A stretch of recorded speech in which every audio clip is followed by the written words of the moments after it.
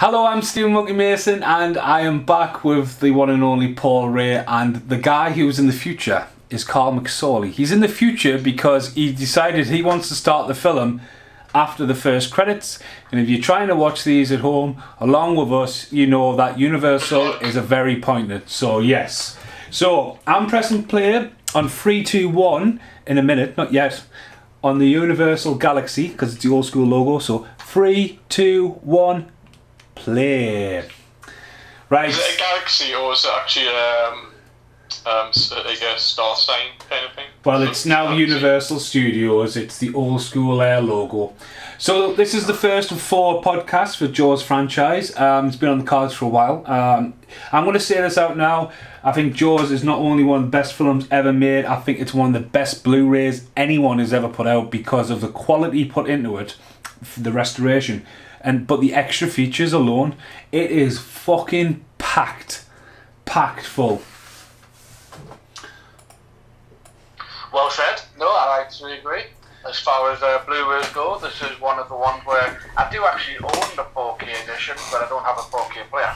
But I honestly don't see how it could be any better than what we get, really, with the Blu-ray. HDR. Well, obviously, I'm watching the original Steelbook, which is very fought after, the one that's got absolutely fuck all on the back. But this morning, in prep for this, I put on the Japanese Steelbook and it wouldn't load. It's brand new, so it's faulty. So unfortunately, so I've watched all the extra features because it's fucking packed, man. The restoration alone is an amazing documentary. The shark is still working. The making of Jaws, the interviews. I mean, you know, Steven Spielberg dropping F-bombs left, right and centre. Even the making of on set, it's just fucking packed. You just don't get that. But again, as you guys said before they started, it's got a very bullshit default Universal Studios. This is the way that menu screens work. And I think it's one of the worst menu screens, Universal's default one. Well, these are actually identical to the Fast and the Furious ones as well, so it seems to be like they just don't give a shit now. It's just pumping them out and they don't really care at all. Can you remember years ago, like interactive menus was like a special feature on DVDs and in-air cards? I would say it on the back of the box. About it at work about someone the other day could have turned around and said, you know, there's a brag about how big a Blu-ray disc is. And I remember when it first came out, they were saying, these are like 10 times bigger than DVD discs, you can get so much on them. And they've literally degraded over time in terms of quality and what you actually get. Didn't Morgan Freeman do the voice for it? What, Jaws? No, the Blu-ray. No, the Blu-ray, like the Blu-ray promo when they first made that. My name is Jaws. Well, the guy who did the trailer, and God gave him. But the guy who played the voiceover, because he's a voice actor, just the trailer, they give him Jaws. John Wayne back Kentucky, England. Fuck off, John Wayne is Optimus Prime. Fuck you. John Wayne is the machine. And obviously Spielberg overseen the restoration of this, didn't he? So it's actually director approved. Well, the thing is though, that holds weight because I've just seen Studio Canal put a post up about the Terminator 2 release, the new release book now.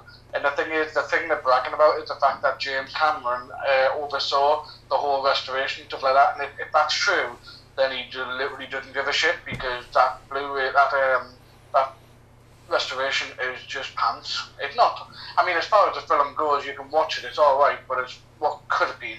It could have been a much better quality. I don't know what he was doing when he oversaw that. The top 42. Spielberg was 27, 28 when this was made, and it was coming off the end of Sugarland Express and also another film of his, Dune, which he says this is a bit of a sequel, homage to it. But like this as an undertaking of a film on water and how ambitious it was based on the novel, this looks amazing. The underwater, and obviously the shark is iconically, like, this is terrifying. Like, literally is terrifying because you can't see what's going on. Yeah. And of course you got a massive vagina as well, so that's obviously the first introduction to the film, isn't it? Wow. I thought this would have been one of the serious podcasts we've ever done, and the fucking film hasn't even started to roll and you've mentioned vaginas. Can I just say though, in my defence, was there or was not a vagina on the screen? Like, the thing is, it's that fucking clear now. Like... I can see the pubic hair, like... Well, that's it. I mean, back in the day, this was a PG. This is parental advisory. It's now a 12. I mean, obviously, because of the F-bombs on the audio commentary. Oh, but this is it's just grim, that. I mean, there's no blood. And there was a delete scene, wasn't it, with the kid first. It was a lot more harrowing, wasn't it? Oh, the black and white imagery released of that's terrifying. There's a lot of footage there as well of them coming up where the guys is I'm an Islander, and there's a little bit flashback. But I love loads of stuff in the background here, especially when the people are kicking off about karate kicking the fences, and do you know what I mean? Some of the backstory, because like in the novel, if you've read the novel, she has an affair and mafia is involved and stuff like that, and they're like, no, we want a straight A to B film, and we don't want none of the things. Because I tell you what, Peter Benchley, right, no matter how good a writer he was, right, he looks like he would sue you for looking at him the wrong way. God bless his soul. Because he just looks like, this is my franchise, fuck off. You know, and like, don't get us wrong, he's very passionate, because you see him in the documentary, he turns up to all the conventions, it's his baby, he created Jaws, but he'll fucking let you know he did, like. Yeah. Well, wouldn't you though? I mean, like I say, you said it before, it's a fucking classic. In the end of the day though, I think like, it is just, I think I'd sell it, like, I'd check it out every day of my life if I created Jaws, like. I mean, I don't know another film Peter Benchley wrote. What became? I would say there've been a few. Was it like the deepest one out? There was an octopus one. It was on Sky One, like a TV miniseries. Oh really? So like not the deepest. It was something on Sky One, and it was like late 90s or early 90s, and it's like a giant octopus, kind of like Jaws, but it was a giant octopus, and it was like a Sky One show over here. But it was like a little mini TV show. There's a one called The Surface, which was quite a good TV series that I always say is pretty much the prequel to Waterworld, be how it ends. Right. I mean, what's that fence doing? Do you know what I mean? I mean, it certainly didn't stop the dog. So, I mean, as a franchise, I think this is brilliant. I think the sequel gets a lot more hate than it should. Obviously, the third one. Yeah, the second one's not a bad movie. I mean, the third and the fourth are disastrous. But obviously, Steven Spielberg has that much clout that Jaws is not in a box set. It's very misleading. Yeah. It says Jaws 2, 3 and The Revenge. And everyone always goes, where's the first fucking film? To Steven Spielberg's eyes, the other ones don't exist. Yeah, I'm an I think it's a shame though. I think it's a shame because I reckon, good or bad, they're in the universe. I think it kind of is a level of pettiness when you start to go, well, it's not mine, so I'm not putting it a part of it. You know what I mean? It is what it is. They're real. Live with it. And I think there's some nostalgic to them. So anyone, as far as bad films go, they're not fantastic, but they are not horrible. For what, I mean, they're hammed up compared to the first one. But so do you guys have any kind of fear of sharks? Because I fucking tell you what I do. I wouldn't be swimming in a big swimming pool on my own. I don't know, because I mean, like with sharks, it's like, I think you've got to be in a bad position for them, don't you? Like, I just don't think I'd go swimming in the sea where they're notoriously there. I think I'm one of them people where this film and this imagery of this shark was so imprinted on me as a young age that I've generally, as a grown man, got out of a swimming pool very quickly because I've always had this vision. I'm like, fuck that. Do you know? And it's like, you know what I mean? There's something about this movie that can traumatise. Because like a lot of people say, oh, this is just an action adventure. This is a borderline horror movie, in a way. Oh yeah, definitely, yeah. And like again, I got in an argument recently with somebody, and like I'm not going to mention any names, but like we had a promotion called Cruel Summer Blockbusters, and Jaws was on it, and it was taken off. I was like, Jaws is the biggest blockbuster. The reason why we have summer blockbusters is because of Jaws, and what crueler way to have your summer than to be eaten by a fucking shark? Do you know what I mean? Yeah. Dun, dun, dun, dun, shark attack. I love it when he writes shark attack in. It doesn't give him much room to put any other thing else. It's not like motorway pile up. You know what I mean? Yeah. obviously John Williams, not me, like, as a kid, like I said, if movies was my main thing, and obviously soundtracks, and I would go to, like, let's say H&B on Northumberland Street on my birthday, and I picked up, like, it was a Jurassic Park on cassette, and it was a Temple of Doom on cassette, like, soundtrack. That was my birthday present, you know what I mean? Well, John Williams did the Sugarland Express, didn't he? So he did the Sugarland Express, and Steven Spielberg wanted the two characters from that to turn up on that, because, you know, Steven Spielberg was a very early on multiverse, but obviously, like, he walks past the karate bits here, and there was a showing of the movie where they didn't have the score and it just got an okay, and like John Williams' music is one of the biggest things of going, this is how much a score can affect your movie and make it work. Do you know what I mean? Because you can put Tempest music in, here's the fence here, and the background, get that chopping my fence up. But like Jurassic Park and all that, but like this is where you instantly know music's being used because they didn't have a shark. You know what I mean? That was working, yeah. Isn't it true that I think I read or heard something in the documentary that you play the first few themes of Jaws, you know, and then Spielberg went Last Eye. And then obviously it worked. But it's so simple how it's like it can be changed in tone. I mean, look at how many films it's been parodied in, like doo doo doo doo. Do you know what I mean? It's Academy 5. Well, that's it. But like, well, Jaws is being used in loads. Jaws is in Waterworld. The orca is in Waterworld, and like if you look at stupid shit like Escape from LA with Kurt Russell, when he flies in his little machine underwater and he glides across Universal Studios, the shark from Jaws fucking pops up and tries to take a bite out of him, and you think, what the fuck? Do you know what I mean? And that was one of the famous rides, wasn't it, at Universal? Is it still there? Is it totally gone now? The last time I was in Universal Studios, it was part of the backlot tour where you go past and Norman Bates comes out the Psycho House. This is the LA one I'm talking about. So you go past War of the Worlds, there's a bit of Lost World there. Norman Bates comes out the motel, and you go around and it goes right down. But I was lucky enough to go to Universal Studios in '91, and I was fucking terrified of King Kong. Like one of the things I love my grandparents for was I went on King Kong, but I was that scared of Jaws as a kid, they wouldn't let us go on the Jaws ride. And obviously the Jaws ride is not a attraction anymore. Do you know what I mean? Well, I was going to say, I was in Florida in 2002, and it was still operational then because I went on it that one. There's a great documentary on YouTube about the Jaws ride and how many different versions there was, and like the guy who did it's done a great research.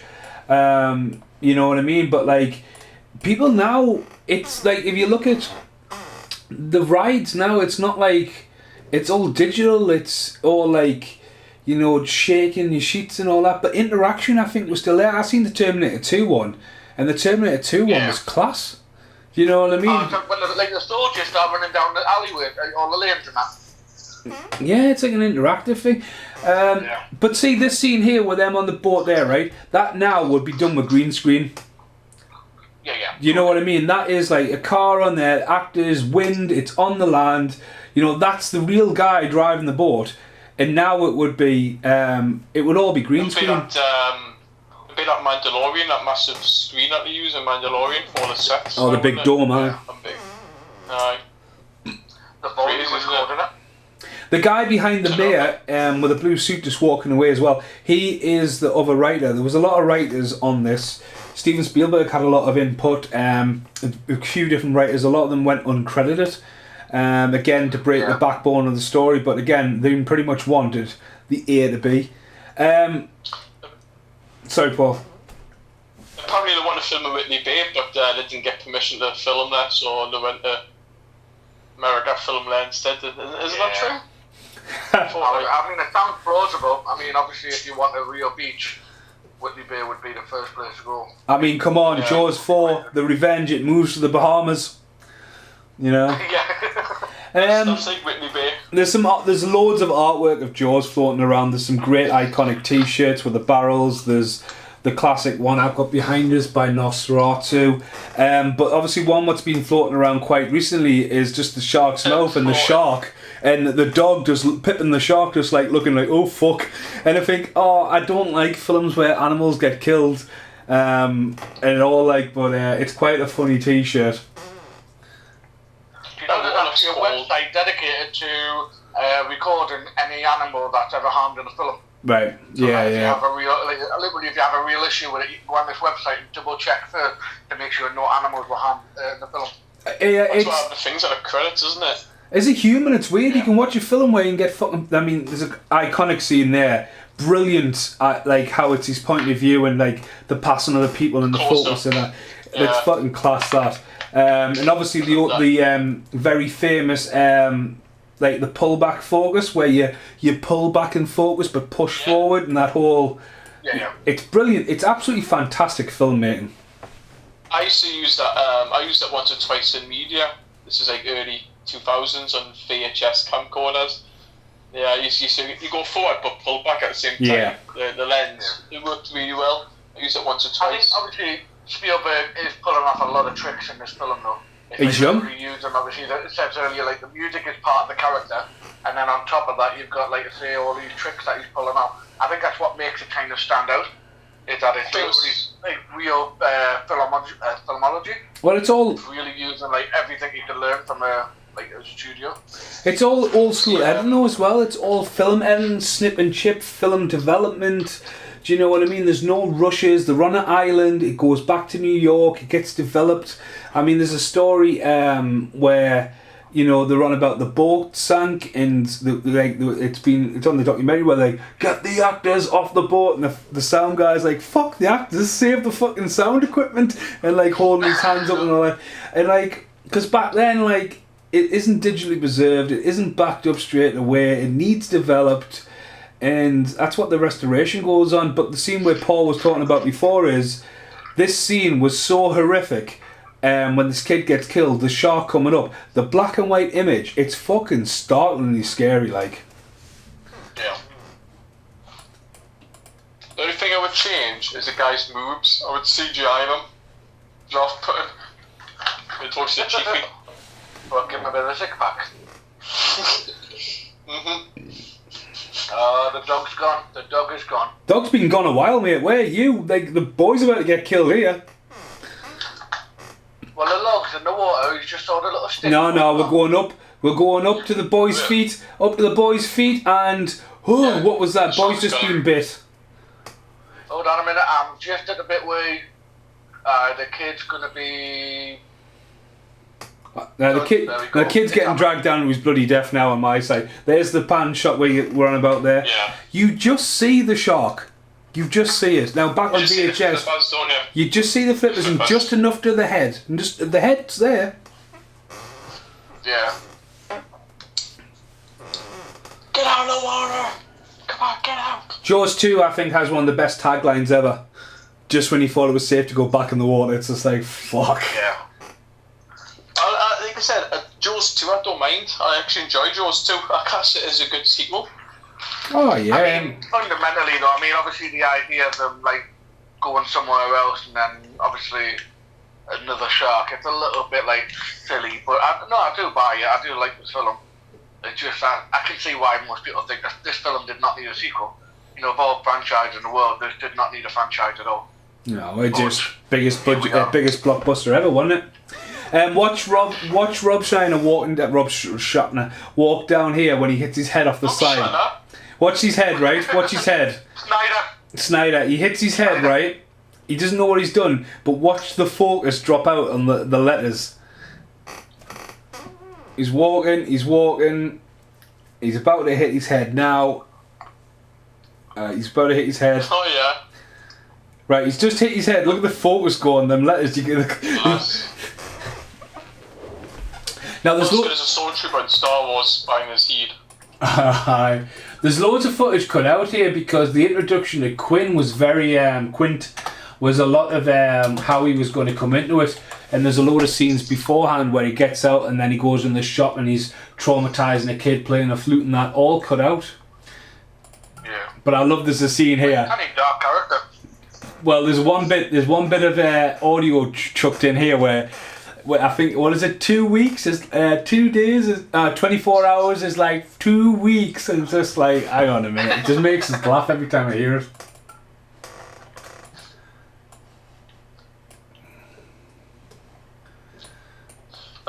thing, but that's one of the good things about film. It's like a small community too. It's not like a big massive city or anything like that. I mean, it is a small community. Yeah, I mean, they hated it for a while, didn't they? Because of how much publicity and tourism they brought to it. But, like, they're set for life for tourism. Do you know what I mean? But, like, a lot of the... Oh, absolutely, yeah. But, like, they're on about, like, the Orca, how it was on private land and all that, and then people make it a pillage on YouTube and all that to go and steal a bit and then sell it on eBay. Or, like, you know, the Jawses are not there anymore and one's in a junkyard and all that kinds of shit.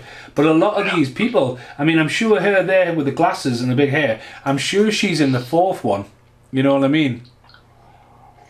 And the Orca, didn't they have like another one in the back lot also? Aye. When Steven Spielberg used to get stressed or like get really anxiety or anything like that, he used to actually go into the Orca. Yeah. And just sit there for hours and hours and have a little think about what it was like, kind of thing. That's what I read. And one time he went back and it wasn't there. Yeah. Basically, they just dismantled it, and he kicked off the Universal. Here he is. Aye, Chiefy. I can catch him. Great. This is a great introduction. This like. Yeah, nah, me. So there was a couple of people for different roles for him, but we can't see anyone else bar him. You know what I mean? There's a few people chucked around for different people, all kinds of places. Richard Dreyfuss obviously begged for his role back after he's seen one of his movies, like. Yeah. I've just got a little fact here which I find really funny. I think it's quite a nice thing. So, several decades after the film was released, so Lee Fiero, I'm going to say it, I might be pronouncing something wrong now. So she played Mrs. Kittner, obviously the kid who just got mauled, and she walked into a seafood restaurant and noticed on the menu they had an Alex Kittner sandwich. So obviously she commented on it, and she mentioned to the people that she played the mother years ago. So the owner came out to meet her, and it was actually the kid, Jeffrey Voorhees, who played the kid. Yeah. They haven't seen each other for years. And I thought, oh, what a nice little thing. Alright. I was like, that must have been amazing, that. I mean... Didn't she just die last year? The year before?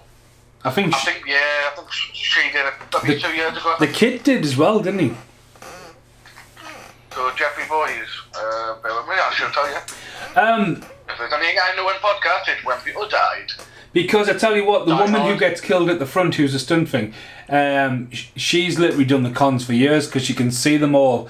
And like, as I say, it's kind of strange that, you know, you don't get them all doing it. I mean, you never see Steven Spielberg at any of like the reunions, but like you can see the diehard who do it. Like, yeah, I love this bit of the book where he goes through it.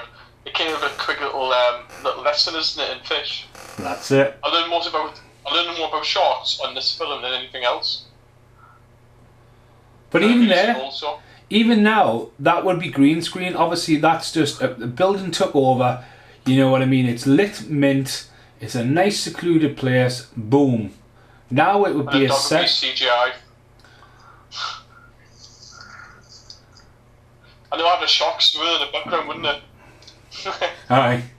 They'd be like, oh, did you see the shark and the Easter egg? It's in for 2.2 seconds. Stalking the Brody family. So Jeffrey Voorhees, who plays the kid, is still alive. Alright. I'll find out about his mother. I think it's his mother who died, though, I'm pretty sure. Yeah, the mother in the film. Yeah, I think it was last year, before I remember right. Yeah, let's have a look. I mean, Robert Shaw's been dead a long time. Roy Schreiner died, what? I think one of the last films I've seen him in is he's the dad in Punisher, isn't he? Well, he is, yeah. Good Punisher.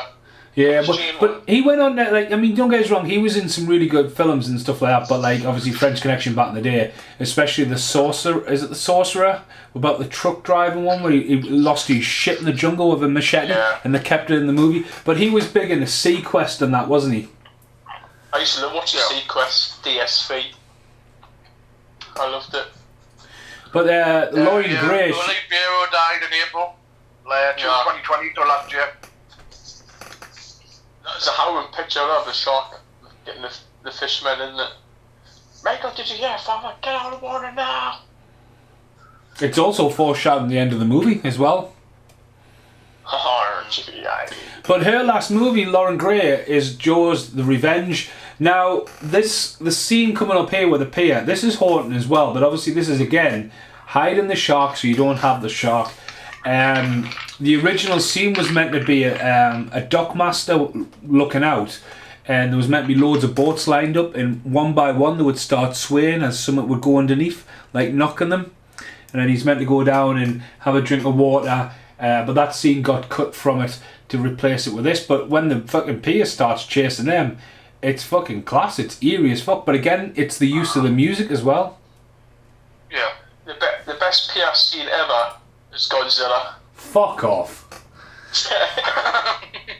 I would honestly, right, I would love to do the podcast for you guys. Like, I've already done the podcast for that, right? And I tell you what, that was the longest podcast I've ever done on my own. That movie is far too fucking long, man. I think it was going to be a franchise and everything. Oh, no. This bit here where he's going through the book, and obviously music's really like dum dum dum dum. It's a bit where you see a guy's leg, and there's like officers like it's pretty much gone. Yeah, horrible. Yeah. The reflection in his glasses also. I mean, look at the size of that bloody mouth, and that one. Yuck. I mean, just look at the quality of it, though. I mean, this is the restoration on Blu-ray. Just the quality of it, and like, you know, little shit like that. You know, every detail. It was like Spielberg was on cue, like. Well, obviously, his first thing he ever did was obviously Columbo. He did the episode on Columbo, didn't he? I did. I tell you what, I didn't know. And obviously, this is a protege of Steven Spielberg. Michael Bay directed Meatloaf's "I Would Do Anything for Love."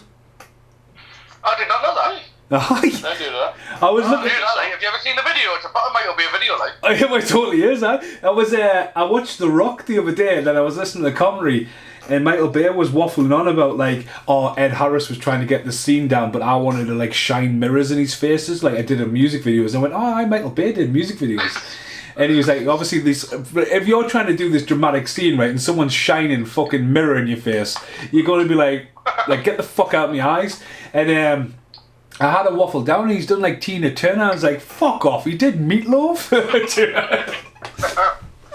Welcome to The Rock.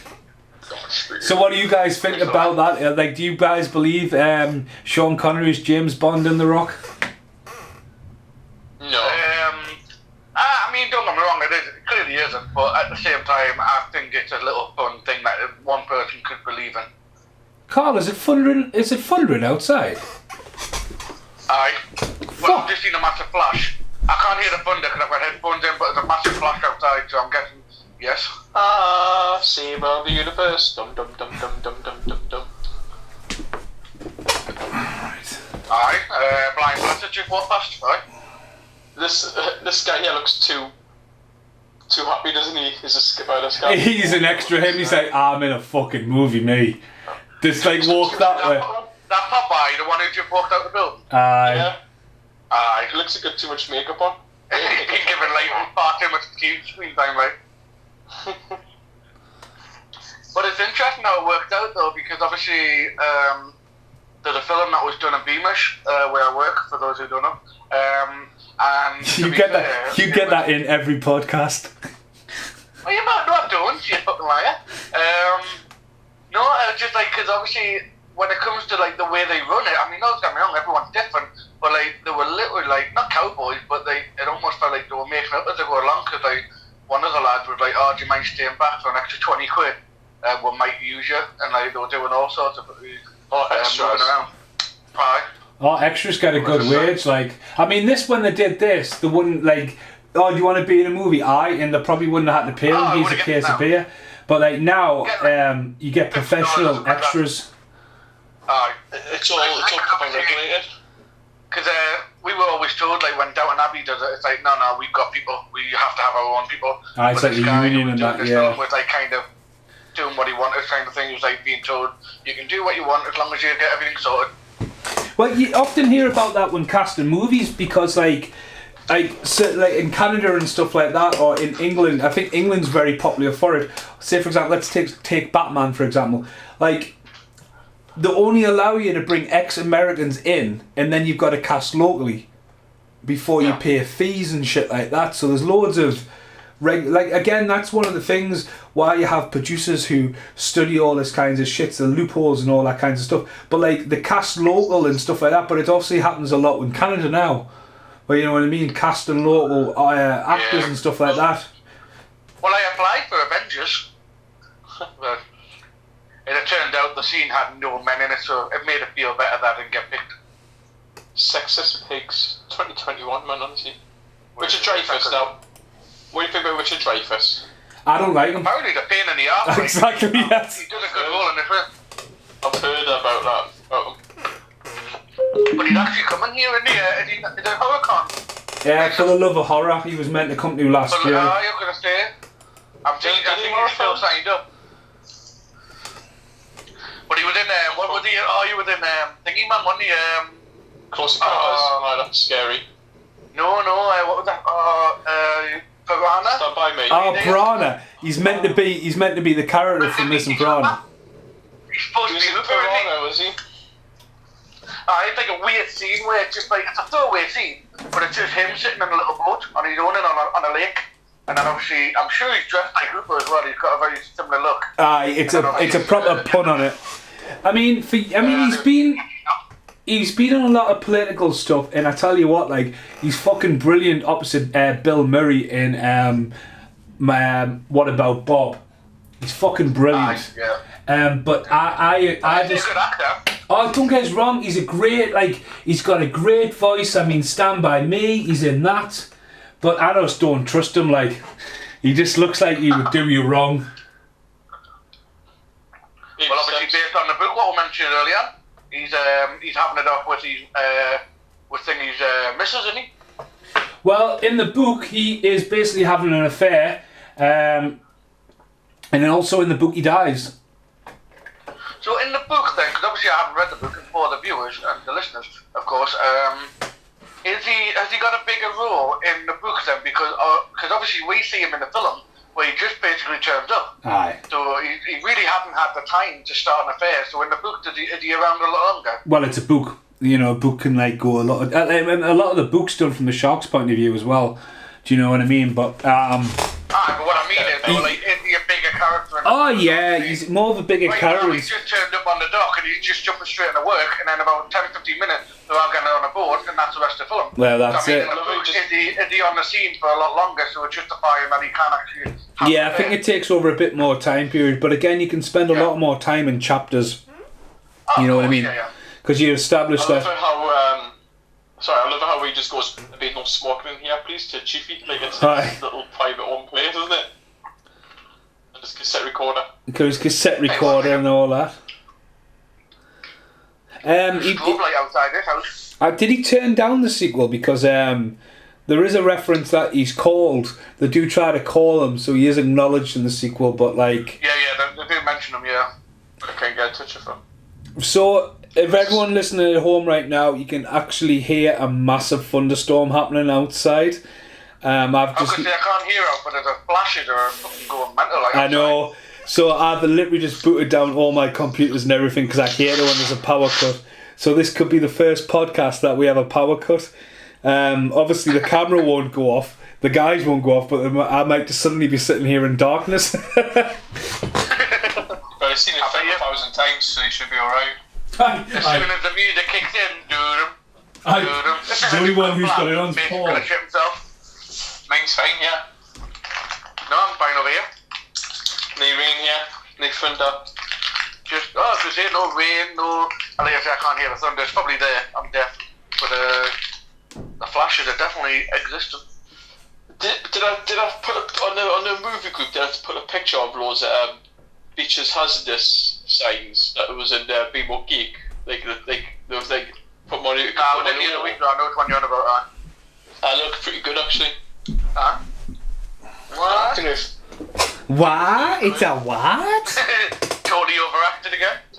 A what? Tiger shark. A what? Who are you guys talking about the merchandise? I'm happy to own one of McFarlane's Jaws toys, even though it's seen better days. That's a subject, that mate. Aye, so it's Jurassic Park, mate. So aye, take it away. Ooh, I felt a bit of a burn there, mate. I reside. I apologise. I understand now. No, I did have that Jaws, and I don't know why it possessed me to sell it along with all the others. But if anything, even in my head now, I think I should have just sold all the others and just kept the Jaws. But no, it's amazing. Like, it's very, very expensive. But I think even the strange thing is though, the good thing is if I ever bought it, the only ones I see online now are actually still in box. You end up paying for that, but at the same time, it's like I think with something like that, with all the strings and stuff like that, you want it to be intact. Oh yeah. There's a lot of merchandise with Jaws. It's definitely, you know, because it was going to be called Stillness of the Water and Leviathan, and then Jaws of Leviathan got at it, and then they were just like, should we not just call it Jaws? So then, like, it was called Jaws, and then Steven Spielberg was like, Jaws? What's that? Do you know what I mean? So, again, the franchise. But just the impending doom from below, it's obviously, it's a very well... I mean, look at Tremors is obviously a blatant clone of Jaws, but it's been so in pop culture and such a huge part of, like, wow. Can you hear that thunder? And, like, you'll hear it in this end. You guys won't hear it there, but Jesus. Yeah, this scene, I like this scene as well, though, with Miss Kickner. It's got a lot of power to it in terms of, like, the fact that no matter where she is, obviously proper grieving, and you do feel for her as well. I think when you think of, like, I'll be honest, with a lot of characters that die in films, there's not really much love lost, you know, it's just a film. But like when you sit there and think, God, for a mother to be like sat on the beach one day and then just suddenly lose a kid, nightmare like. And it's proper slap too, isn't it? Oh, I shouldn't hold back. I reckon it's just turn around and say go for it. It's like proper happy slapping days. Remember those days, happy slapping? Happy slapping. There was nothing happy about it. We're talking about merchandise. I do have the pop funkos of all three of the boys and the shark. Although I was tempted, it's a little bit more. But if you go online, you can actually get the exclusive Comic-Con one where the shark has Quint in his mouth, which does look kind of cool. Yeah, I've got the. But I just went with the tank in his mouth. That works better. I've got the tank in his mouth, and mine lives in the fish tank. It does. I like the Terratoons. You seen the Terratoon ones? I think Terratoons are quite good, Well, the thing is, I'm more than happy. I think I'm right on board with Mason. I think you'll agree here. Necker has had enough money out of me now. But they teased it a couple of weeks ago where there's a little, it looked like a piece of dock with a beanie hat. So they're teasing the idea of doing like a Jaws line, because obviously it's definitely Hooper's hat. But there's been no like image or information whatsoever. To me, like, dropped a little image. It's one thing they haven't done, and like you do see it a few times in documentaries, but one thing that I would drop a couple £100 on easy, fucking easy, is a table ornament of just the Jaws head coming through the table where it sits as a fucking ornament, like, or a shot, like what, like a glass table. Like, it can be like a glass. Somebody you just put it on and it's a busk and it sits there and it's got lush detail, or the fact that you just have a fin. Do you know what I mean? Because you can put it on your desk and like it's a Jaws fin going along, but like there's nothing like that. I mean, the McFarlane one was a really good model, but like apart from that, there hasn't been a lot of really good licensed stuff of Jaws.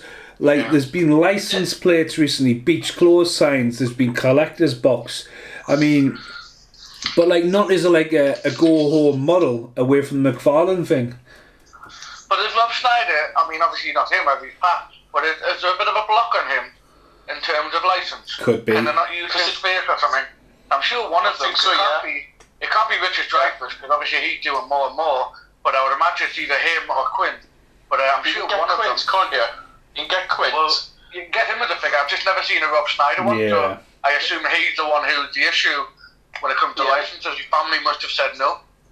Because they did one, and then they're waiting for, like you said, the prototype, they did one, and then they're waiting for license to go through, and obviously it never happened, so it was like last year, wasn't it? I remember about that, like... This scene here is used again throughout the movies, this scene with the kids, which apparently is very improv, but obviously used especially in Jaws the Revenge, where the kid is older and he's reflecting with his daughter, who shockingly died just after the film of that in real life, the daughter in Jaws the Revenge. But if you look at the kids, right, they're in the two films. There's a few years between 1 and 2. In the third movie, one's Dennis Quaid. And they're working at the marine biologist part. I mean, Frances McDormand, who's went on to be Academy Award winning actress, she's in there. You know, in like one's a riff raff, the other one's got this really good job. And then you cut to the fourth one, and the kid there, he's the one who gets butchered to death while the Christmas song's played, and he's dragged to his death outside. He's now a copper, and then his older brother is now a marine biologist living in the Bahamas, and the shark decides, right, I've got the brother, let's get off to Bahamas to kill the other one. Yeah, my name is Michael Caine. And Michael Caine's in it as well. Michael Caine. And I kill sharks. So imagine that though, a conversation between Michael Caine and Morgan Freeman as the shark. Now that's a conversation I'd pay a lot of money for.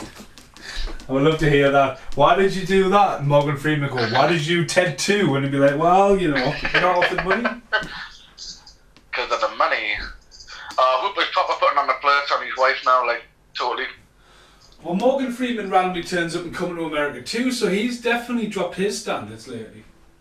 Oh, Christ. I think, I just think to be honest with you, he has in a way, but to be honest with you, it's almost like let's be honest, given his age, he's probably just putting a couple more in so he can just cash out.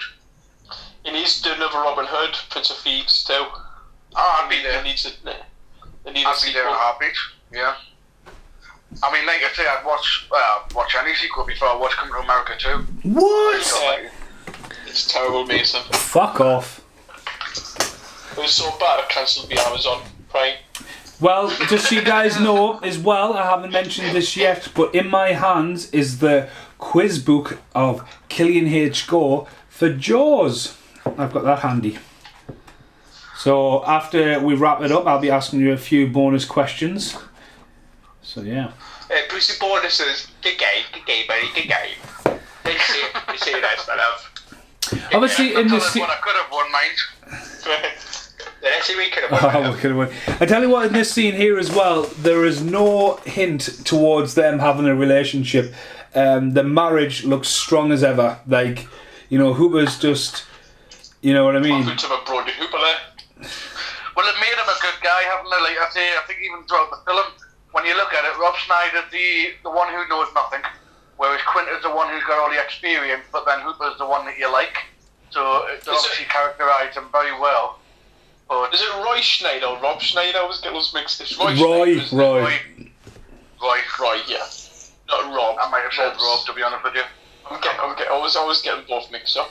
I remember when I first bought this VHS, I bought from our price in town. Got home, obviously the widescreen version, you know what I'm like. Got home, put it on. Listen, pan and scan. So I had to take it back and explain it to the guy behind the counter. And I was only like 12.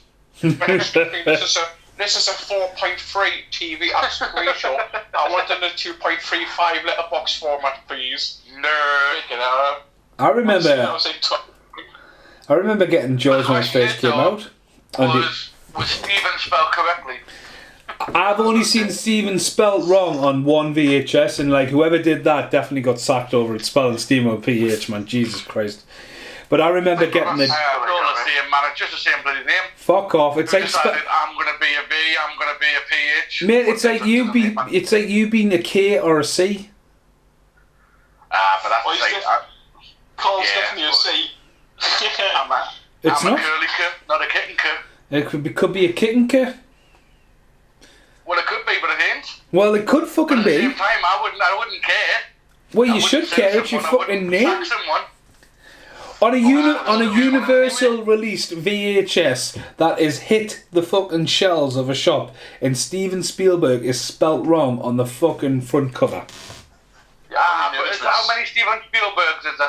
Do you reckon there's a one out there with PH going, get in, quids in? that one's directed by me. This license plate as well has appeared in quite a few movies. It's actually in Deep Blue Sea as well. Yeah. I love Deep Blue Sea. Deep Blue Sea to me. Deep Blue Sea to me. They spent a lot of money on animatronic sharks to make them look as realistic as fuck. And then obviously the I think it's got an CGI. emotion on Samuel L. Jackson. Well, the CGI has not aged very well for Deep Blue Sea. It does try. The best thing ever about Deep Blue Sea is the commentary with Rennie Howland and Samuel L. Jackson, where Samuel L. Jackson just gets up and leaves, and he's like, "Where you going?" He's like, "Well, I'm dead now. I wasn't around for the rest of the film. What do you want us to do? I'm going to go and play golf." And he's just like, is he really gone?" It's fucking so funny.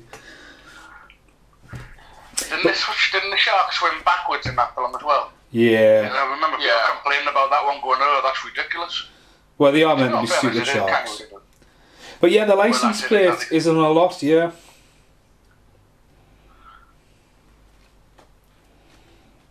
So you imagine the film if they took that yacht instead of the Orca.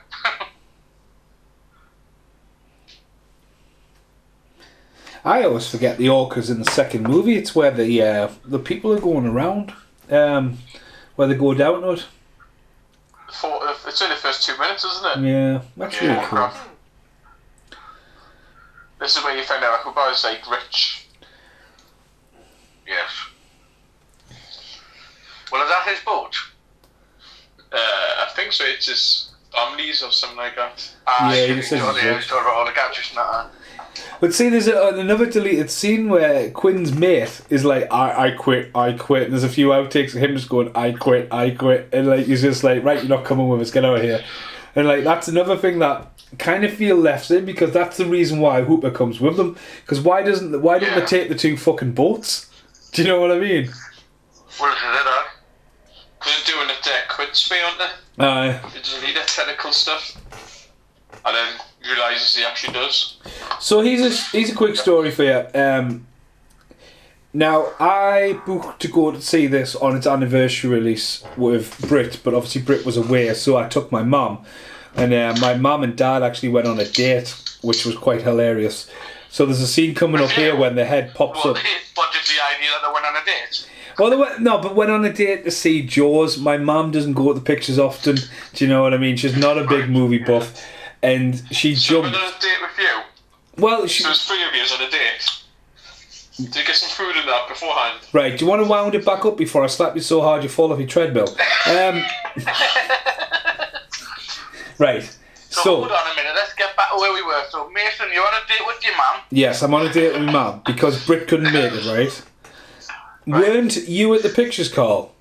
Who was? I'm about 3 rows in front of you. Yep, You're about 3 rows. I'm there. Action Jackson I'm on is. my build up. I don't have any dates, unfortunately. Action Jackson sitting next to us with his whole family as well, which was a proper coincidence. It was sold out, and I tell you what, it was. It was a great experience. It was. It was one of the ones I was really hyped for. And my mum Screen. absolutely shit herself when that head came out of the boat. And she just goes, I did the same thing when I went to see the pictures with your dad, and it was fucking awesome to experience that with me mum, knowing that she went to see it at the pictures the first time around, because it's like, I wasn't alive when that happened, and I'm very grateful that I actually got to see the Gremlins at the pictures, but like, it looked fucking mint and sounded mint at the pictures, the restoration. And it was only on one night, wasn't it?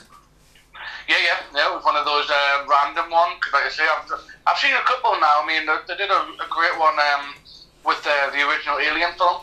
They had it just before, I think it was not Prometheus, but what was the other one? Covenant. Yeah, Covenant. So they ended up playing Alien one night, and then I think the next week it was Prometheus, and then they ended up playing the new one, obviously, when it got released. And like I say, I'd still stand by it. I think Jaws just has the edge, but I'll be honest with you, watching Alien on the big screen, that's how that film was made. Again, that's where you're going to get, like, I'm a bit, like, obviously we're all film nerds, and we all love our film for a different reason. Paul Ray, you're all about the widescreen. But at the same time, this was back in an era where they were literally making film for the big screen. Yeah. And it was kind of like... too, wasn't it? Well, VHS wasn't a thing. Home video wasn't a thing. Like, if you didn't see this in the pictures, you couldn't see it. That's why the queues were around the blocks. But again, you've got to remember as well, this is in an era where the film would have to go on the road. Essentially, it would be shown on the West Coast, but wouldn't be available on the East Coast. And by the time word of mouth came across, it was on the West Coast. People were like, fucking hell, Jaws was there. Then it would do a loop around, you know what I mean? And then the UK would get it a couple of years later. And like, by the time the UK got it, it would probably be second-hand film reels that have already done the reels. That's what a lot of people don't realise now. Now it's like, oh, it's on Netflix, click. I was going to say, though, imagine, like, a good job we didn't have the internet, because imagine the fucking spoilers in this world. You wouldn't be able to see a film without it being kind of, oh, no, I've spoiled it for you. I mean... Like I keep saying, guys, it's a different world now. We're just dinosaurs in a digital world. Absolutely. Well, the other two, here comes the head pop, by the way. The other two, happened on my screen. Wasn't this filmed in the swimming pool? Yeah, this is an You can actor. tell. You can tell. I mean, I'll give them credit. It does look good, but you can definitely tell they're in a swimming pool. Just the lighting and everything. You can see someone's trunks in the background. But another two things I remember, I went to see the Breakfast Club on its anniversary, and I went all the way to North Shields to see it, and I think there was like 6 people there. You know what it is? It annoyed me when you say that, though, because I'll be honest with you, if I knew that was on, I would have been in your bootleg, I would have come with you. Yeah, but like... I would have loved to see the Breakfast Club. That's the thing. That's the thing now, it's like, they don't pay enough homage to like... putting old films on it, the pictures, like an everyman picture on the big scale, because I think, no, put it on. Like, if you go and past the pictures, I'll go and see some of the pictures. The amount of people that will look at them fucking screens and going, right, Beauty and the Beast is on every fucking screen. I don't want to see that, so I'm going home. Do you know what I mean? It's like... I don't know what the system is, though, because, I mean, obviously, everyone knows that I live in the Odeon. I do a lot of cinema going. But, I mean, I've talked to one of the lads once, and the thing is, it must just be a license thing, though, because I was talking about it, because Manchester Odeon... They literally do one every other week where it's just an old film that they play. And I was like talking to one of the lads and I said, why don't you do this over here? And they'd say, oh, well, that's their thing. I said, what do you mean that's their thing? You're the Odeon as well. But apparently, like, it just they're the ones that do all that. And I was just like, obviously we've managed to get a couple now. But it's been really weird, like, how they say, oh, well, you wouldn't do that up here. You have to do that in Manchester. It's like, there's no fucking difference. But I mean, like I said, during the pandemic and stuff come back out, the old films were getting shown at the pictures again. I would love to see like just back at the pictures or aliens back at the pictures. Labyrinth so many times on the big screen now, it's ridiculous. Labyrinth is coming back at the pictures for 3 days only in the States, but not over here for its anniversary edition. It's weird. I mean, I seen Halloween on its anniversary, and that was jam packed. That one. But everyone laughed at Halloween because Halloween is quite funny now, come modern standards. But like, you had people like laughing when Michael drives past and he's looking at them. It's like, who taught, like the whole joke, who taught him how to drive kind of shit. But it's like appreciating what's come forward, like, to be honest with you, because it's like a lot of, like, now there's been a lot of pop-up cinemas, especially, you know, I mean, Carl, the thing when we went to see Dog Soldiers in the middle of the woods, right? Like that was awesome, right? Like, Dog it was Soldiers, we were in the middle of the woods with Jack shitting his fucking pants. Good turnout. But again, right, they were I mean, I spoke to Keith about this and says they were charging to go and see the Dog Soldiers in the woods, yada yada yada, and it's just pushed off a projector, off a DVD, where they don't have permission to do it. And there's been a lot of that where, you know, a guy's going around, oh, pop-up cinemas in your back garden and all that. Like, I got talking to a guy who was doing it, and I went to see The Lost Boys, and don't get us wrong, seen The Lost Boys, the sun was going down, you know, the sound could have been a bit better because it was fucking windy. And then I seen the guy a few days later coming in to buy the movies to show at his next show, and I was like, that's not right. You should not be charging for tickets because you don't have the license to do it. Is there a law against it, or how did they get around it? Well, they don't. You literally should get shut down, cease and desist, because that's what comes up. Like, you don't have permission to like broadcast it. Do you know what I mean? Like he's saying come to the football field. Like he's going to rent out a football field, or he's going to get it free or whatever. Give the cut to the field or whatever. They make money off the beverages. You know, they put on this big fucking screen. People come in. It's DVD quality on a projector for a start. Like, you would think at least they would do a Blu-ray, but yet like.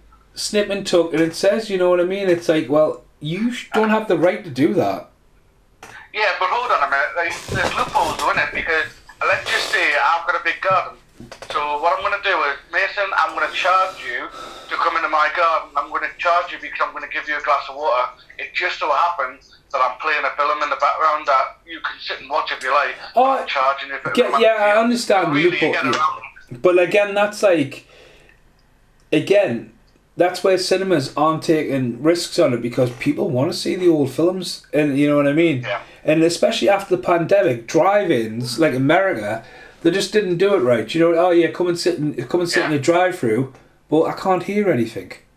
Do you know what I mean? Because I've never been to one in this country, but there seem to be like pop-ups a lot lately with the drive-in side of things. But that's like it. Say to me, I would imagine the issue for me personally would be like, I'm obviously someone who's hearing impaired, so my worry would be that if it's not in a cinema, I'm probably not going to be able to hear it as well, so I don't really go to them. But they seem to be like getting popular now. Can I just say this arcade looks absolutely awesome. Killer Shark game looks absolutely awesome. I mean, there is a Jaws game out there. Oh, I've got it. You've got it, haven't you? I've got it on there. I've got it. Well, Jaws' first appearance was on the GameCube, I believe, because they had it. I mean, don't get us wrong, Jaws would have had a few games before that. But like, what they did was they brought out a Universal one where you had to go around Back to the Future and all this kind of stuff. But then the Jaws, the video games at 18, and you start off and you've got to fight fucking the Orca and SeaWorlds. And then it's just Grand Theft Auto as a shark. But obviously, you know, it went under the radar. It was licensed as Jaws, but then look at Maneater, that's just come out. Yeah. He's Peter Benchley now. It's a really hard game that you're never going to complete, but it'll be every penny worth because it'll last forever. You want to play Echo the Dolphin. Fuck knows how you play that game, but at the same time, no one knows how that game played. You just end up jumping over rocks. Jaws on the NES, but it was through LGN, one of those budget companies, which is really hard. So they did actually release it. Wasn't it one where you just go around the island and for some reason the shark would just turn up? And you just have to waste time. Well, like I say, when you look at it, like it was also the same with like the Friday the 13th game originally. You were just like walking around, and every now and again, Jason would just pop up and be like, "Right, okay." I think it was Atari, that one, wasn't it? It was NES also. Oh, I think they were. They did those figures. Now, because I definitely didn't have NES, so. It came on all formats, but NES also, but they did those figures, didn't they? I tried the new Friday the 13th game, and I mean it's only £2 on the market at the moment. But like you run, it's not too bad, but it's a bit like samey. Well, you meant to play as a group thing, and like once the cherries pop, then no one's playing it. And like I just remember walking around as Jason going, "Oh, this is cool. It's got all the updates," and all you hear is "help, help," and you'll find the woman just running into the wall like constantly on the loop, and you think, "Oh, right." Yeah. That's true, though, isn't it? Like on here, if you see someone going, like if you were there, and people going to put in the water again, well, it's safe, isn't it? Oh yeah. It's like that human nature thing, isn't it? Well, everyone's in the water, so it's fine. Yeah, fine. Don't worry about it. Oh, I mean, absolutely. I mean, it's when you kind of like, I don't know. I'm not going to get eaten. That'll be fine. I don't think people have enough respect for the sea, personally, because like, I mean, I was over South Shields quite recently, and it's, you know, it's not sunny beaches, it's fucking hard, it's grim, it's cold. Not at all. But I've obviously been to the far side of the world in New Zealand and been on beaches where you can only get there by boat, and you know what I mean. If you go in the water and you get drafted out, you're dead. You know what I mean? We can't breathe. Though. I mean, I think it's probably one of the scariest things you could do is being lost at sea. Oh yeah, I mean, it's so deadly silence and just the mass it just But then again, I would never be. I would a paddler. I would like to go in the sea for like up to my waist length, but I would never go and swimming in the sea. I just don't know. It just never appealed to us. Yeah. Sea salt in the face and that. I should also mention that we live in the UK, so therefore, if you want an ice bath, you know what I mean, fair play. But there was never a time when I ever thought it was so hot outside that I'd go to the beach and go in the sea. I remember being in New Zealand as a kid and being in the sea and all that, and like I remember the waves being epically high and just being on like a boogie board and stuff like that and trying to learn to surf as young. And then I gave up the next day because I tell you what, my nipples were fucking killing us. My entire chest of just sea salt and rubbing. I was like I almost couldn't breathe. It hurt to move. Like it just So we're about to get one of the most horrifying deaths, but to me personally, only the most horrifying death since it became HD. Because back in this scene was totally changed. Because originally the shark grabs the guy and the boy gets caught, and then the boy's dragged around, paraded around. Because this is in HD now, you can see the shark underneath the water, and ever so slightly, and it just turns its head, and the guy gets sunk down. It's fucking terrifying. Almost to the fake. Fake sharks just happened there. You got people's points of view. I mean, this guy completely wipes out these kids.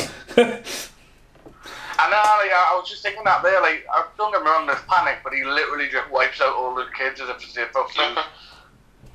Well, although your main thing is to see yourself. Yeah. See, there's another one there where the grown man literally just pushed a child off the floater to then use it to get away. I was like, what are you doing? That'd be me, that. No, I'll be sitting on the sand, giving everyone judgmental look, going, you get what you deserve, because guess what? You knew there was a shark out there, and you decided to do it anyway. Mason be surrounded by seamen. Wow. But the mayor is a proper, of all fairness, Bruce the shark is on one level of nasty, but in all fairness, I reckon the true villain of this film is definitely the mayor. Well, it's greed. It's greed. It's like the willing to put people at risk for the tourism. But again, it's like what we're faced at the moment, where they're on about putting the national insurance up after pandemic and everyone just taking the bump and going to have to suffer. It's kind of like, no, it's like the evil politician. But that's what it is. It's greed. Because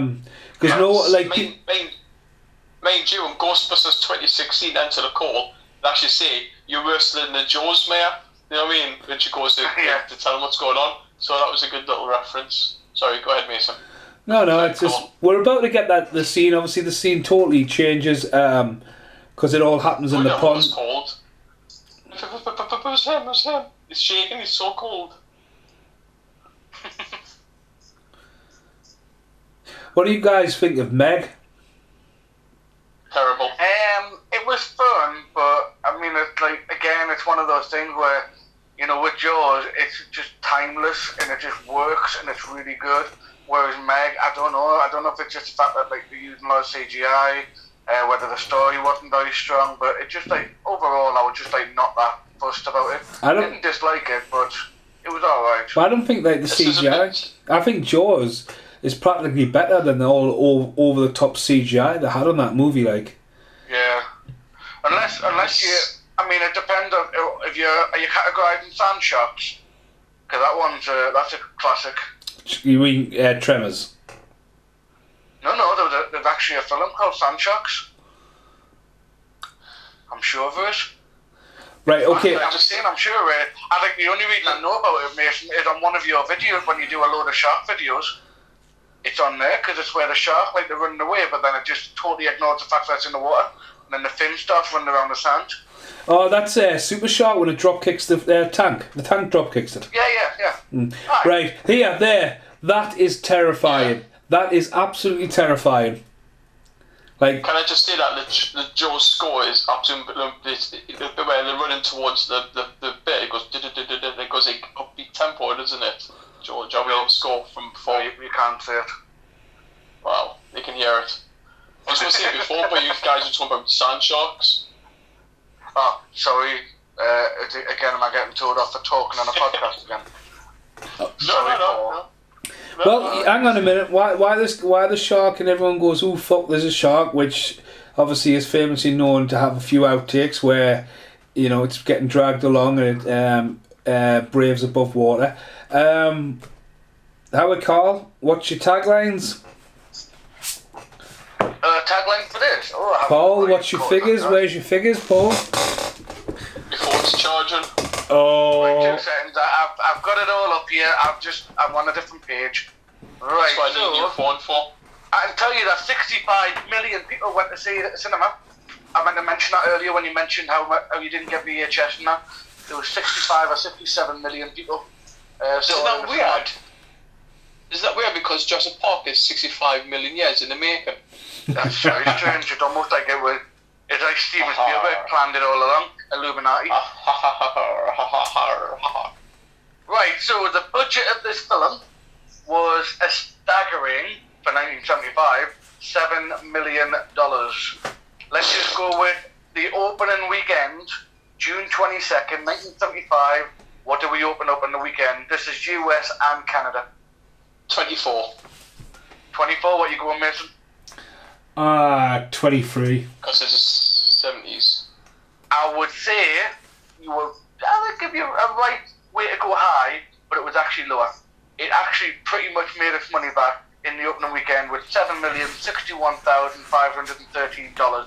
But it's a grower because gross worldwide, what are you going for? So worldwide, what we're going for is it broke everything. It broke every record. So what you It was in its 60s. Hold on a minute, I've got 560s. What am I going with here, guys? So you're saying 500 million, Paul? Yeah. And you're saying what, Mason? 60 million? I was saying 60 million. Yeah, I'll give up. 60 million? God, do you not like this film? So, the film grossed worldwide $471,411,000. But then again, we're also taking into consideration that figure probably does include all the times it was re-shown at the cinema. So I reckon its gross in US and Canada was 260 million, or just over half of that, just over half of 260 million. But it was kind of very successful.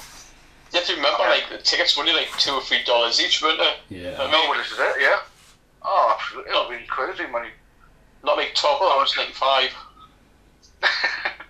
Well, unless you're an OG club member, which couldn't get you some savings at $9.99 a month. That's right, only $9.99 a month.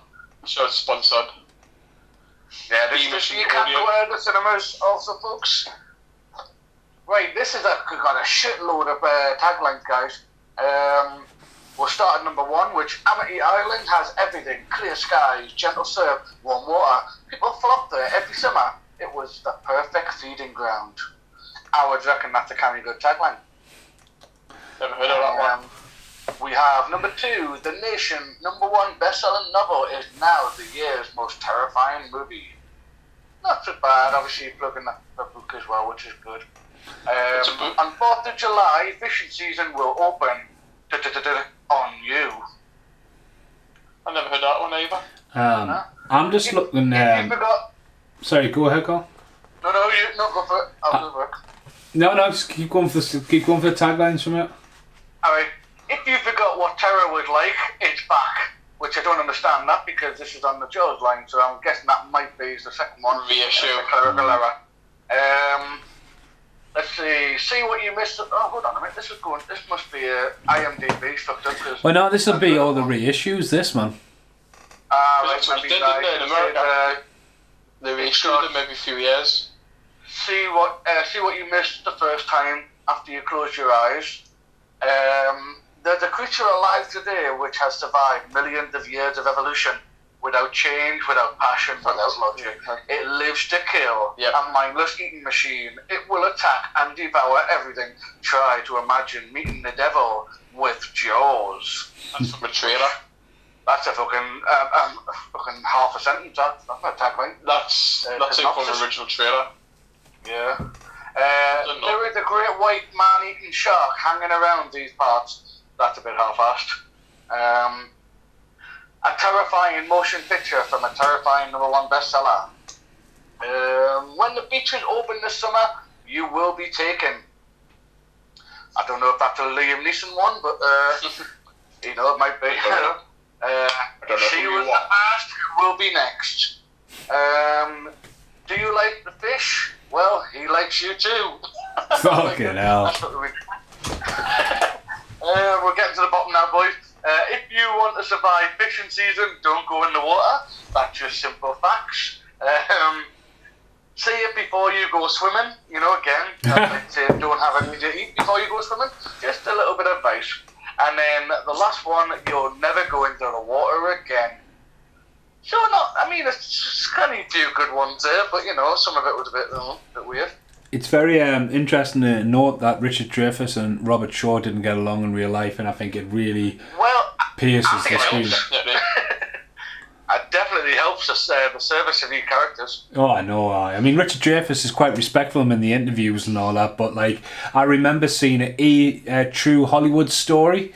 It's obviously been re-edited from the footage filmed, and they do go into the depths of like all the problems, and like it's a bit more. I mean, obviously Universal's not going to put it on there, but I remember seeing a segment where they're like fucking a right nightmare to work with and all that. So, I was just looking there in Killian's book. It says here the question is, which classic Universal monster does the sound effect of the shark dying come from, which is obviously in Dune as well. And I've just recently watched a documentary where Steven Spielberg says it's from a B-roll of a dinosaur, but Killian's put there A, Wolfman, B, Frankenstein, C, Creature from the Black Lagoon, and D, The Mummy. So I think Killian's made a bit of a blumber there, like. Well, you know what it is, Trim, without knowing what you were going to say there, I was actually going to say The Mummy. What is the answer? You'll have to let us know now. What did he think the answer is, anyway? And I'll have a look. 103. I'm sure. Richard Dreyfuss met Robert Shaw's granddaughter at dinner years ago, and he just apologised for all the trouble that would cause for each other. Creature from the Black Lagoon, he's got. Did it ever become public about what they actually went down? I'm sure it's on that E True Hollywood story. He's got Creature from the Black Lagoon there, like so. Right.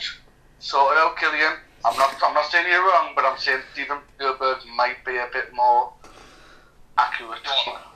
Did you see the people who moved into the editor's house, and she used to edit by a pool house, and they actually found film reels and like stuff like that of Jaws, which they sold and pretty much paid the house with?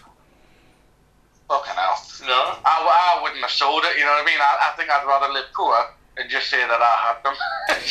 Well, it's like yesterday, did you see that Grindhouse poster I found for £2 and it's on eBay for 150 quid? Brit's just like, I can't believe you. Angels. Brit was like, I can't believe you framed it and put it up on the wall. I'm like, well, it's mine. Yeah. Well, if you ever get rich again, you know what you've got.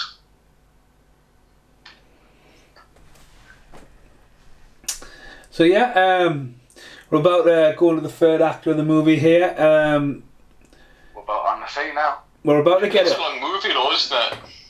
It is long, but it doesn't hang around at the end. Remember.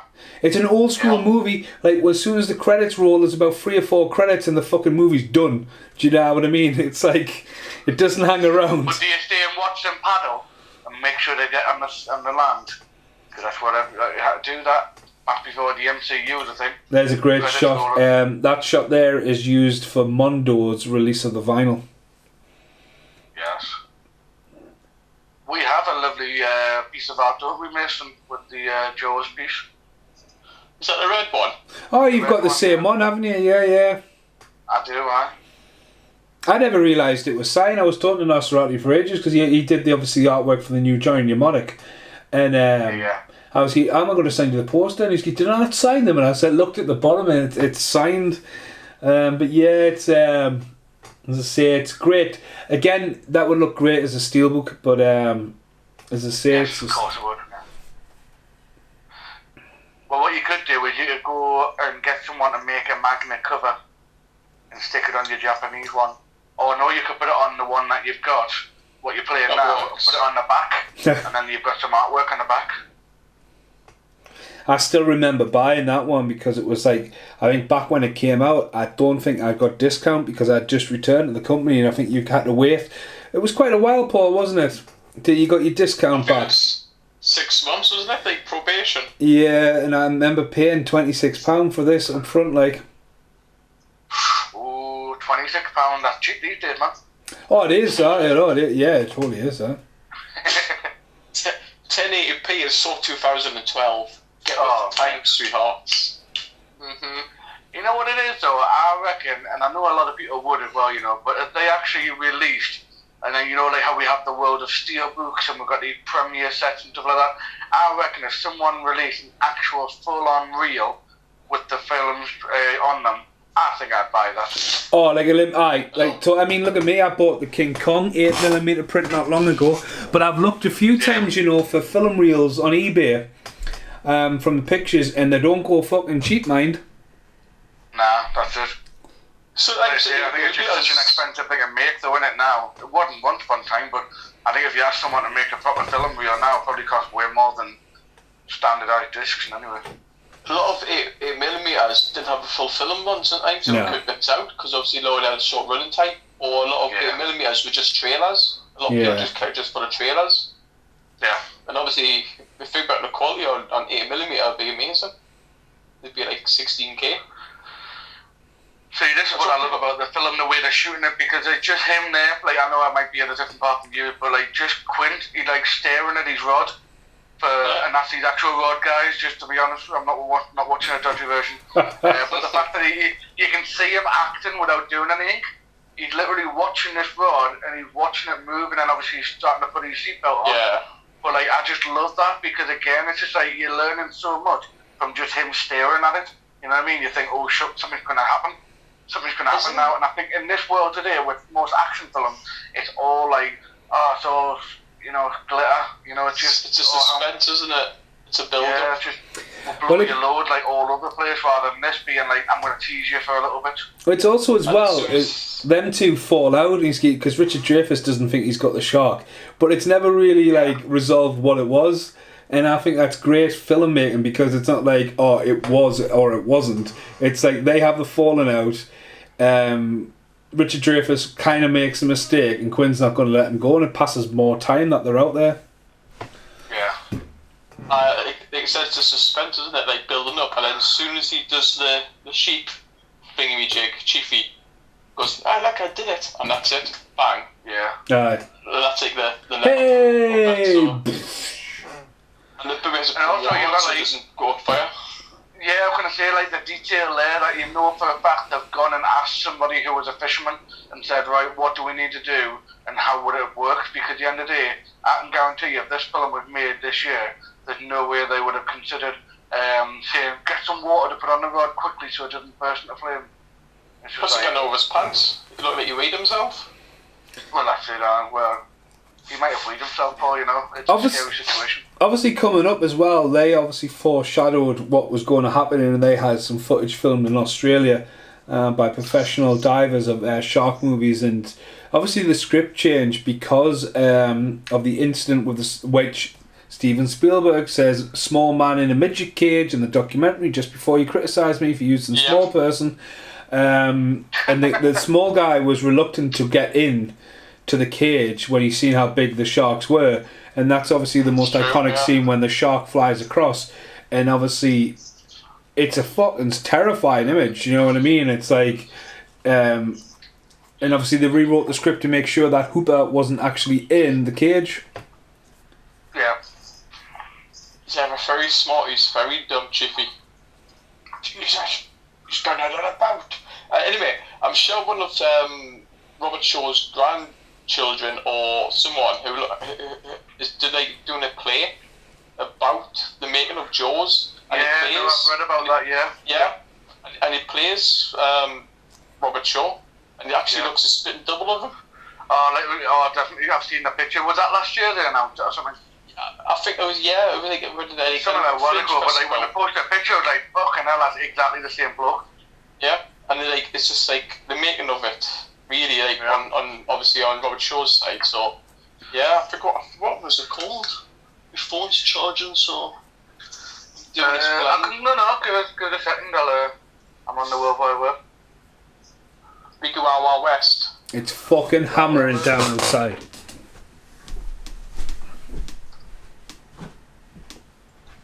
Let's have a look. He's put like the sideburns and stuff on, but he's got like the mole, or say the little moley thing inside the same. Let's see. Robert Shaw's son. That's the one I'm after. His grandson or something like that. No, it's his son.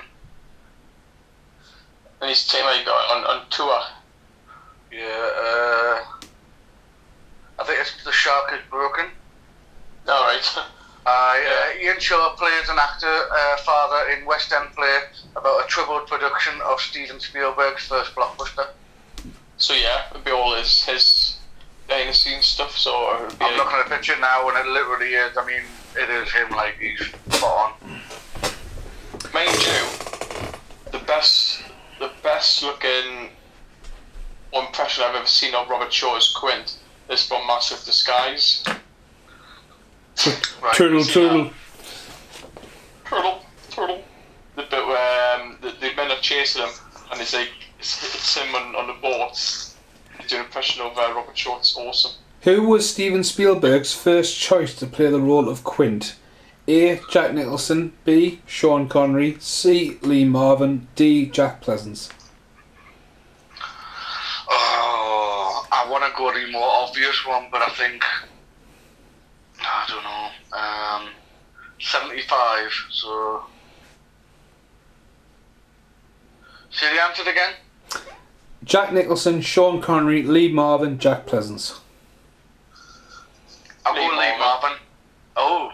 I was born under a wandering It was star. Lee Marvin. He didn't want to do it because he enjoys fishing too much. I gotta say, Take it easy, pal. that is so high when he's on the mast, isn't it? Jesus, Oh, I mean, I'd imagine it'd be quite There cheery is. in itself. I actually own one of the prints of this. They did a really good adaptation of a print. But obviously they added the shark in, like the impending doom coming down the side. I actually got one of them. It's pretty cool. Just reading in Killian's book there as well, Richard Dreyfuss actually sings "Show Me the Way to Go Home" while he's in the boat in Piranha. He is, aye. See, the shark coming out the water there, the shark popping up, that is definitely one of the biggest jump scares in history, like. Well, it's not even there yet. How are you ahead of us? Come down here and chump some of this shit. This is obviously... Yeah, right, I'll challenge you, your Killian knowledge. Who was the original director for Jaws? It was not Steven Spielberg. It's him who shall not be named in the documentary because he wanted to make a movie about a whale. Really? So it originally was Dick Richards. He was fired after a meeting with producers and the studio executive. In the meeting, he said that his opening shot would have the camera come out of the water to show the town, and then the whale, instead of a shark, would come out of the water. And the producers said that they would not make Moby Dick, and that they would not work with someone who did not know the difference between a whale and a shark. Didn't I It would have a very different feel of the film, like if it was a whale, to be fair. Didn't I use that bit opening in Jaws 2 where the shark goes towards the town at the start? It's even... Point of view. I'm thinking of something different. Well, we best not tell, because that's what they're going to have to tune into next time on It's Just a Podcast. I mean, the shark passing by there looks great. Do you know what I mean? But Yeah, obviously, tons of it. it's notorious. The shark is not working.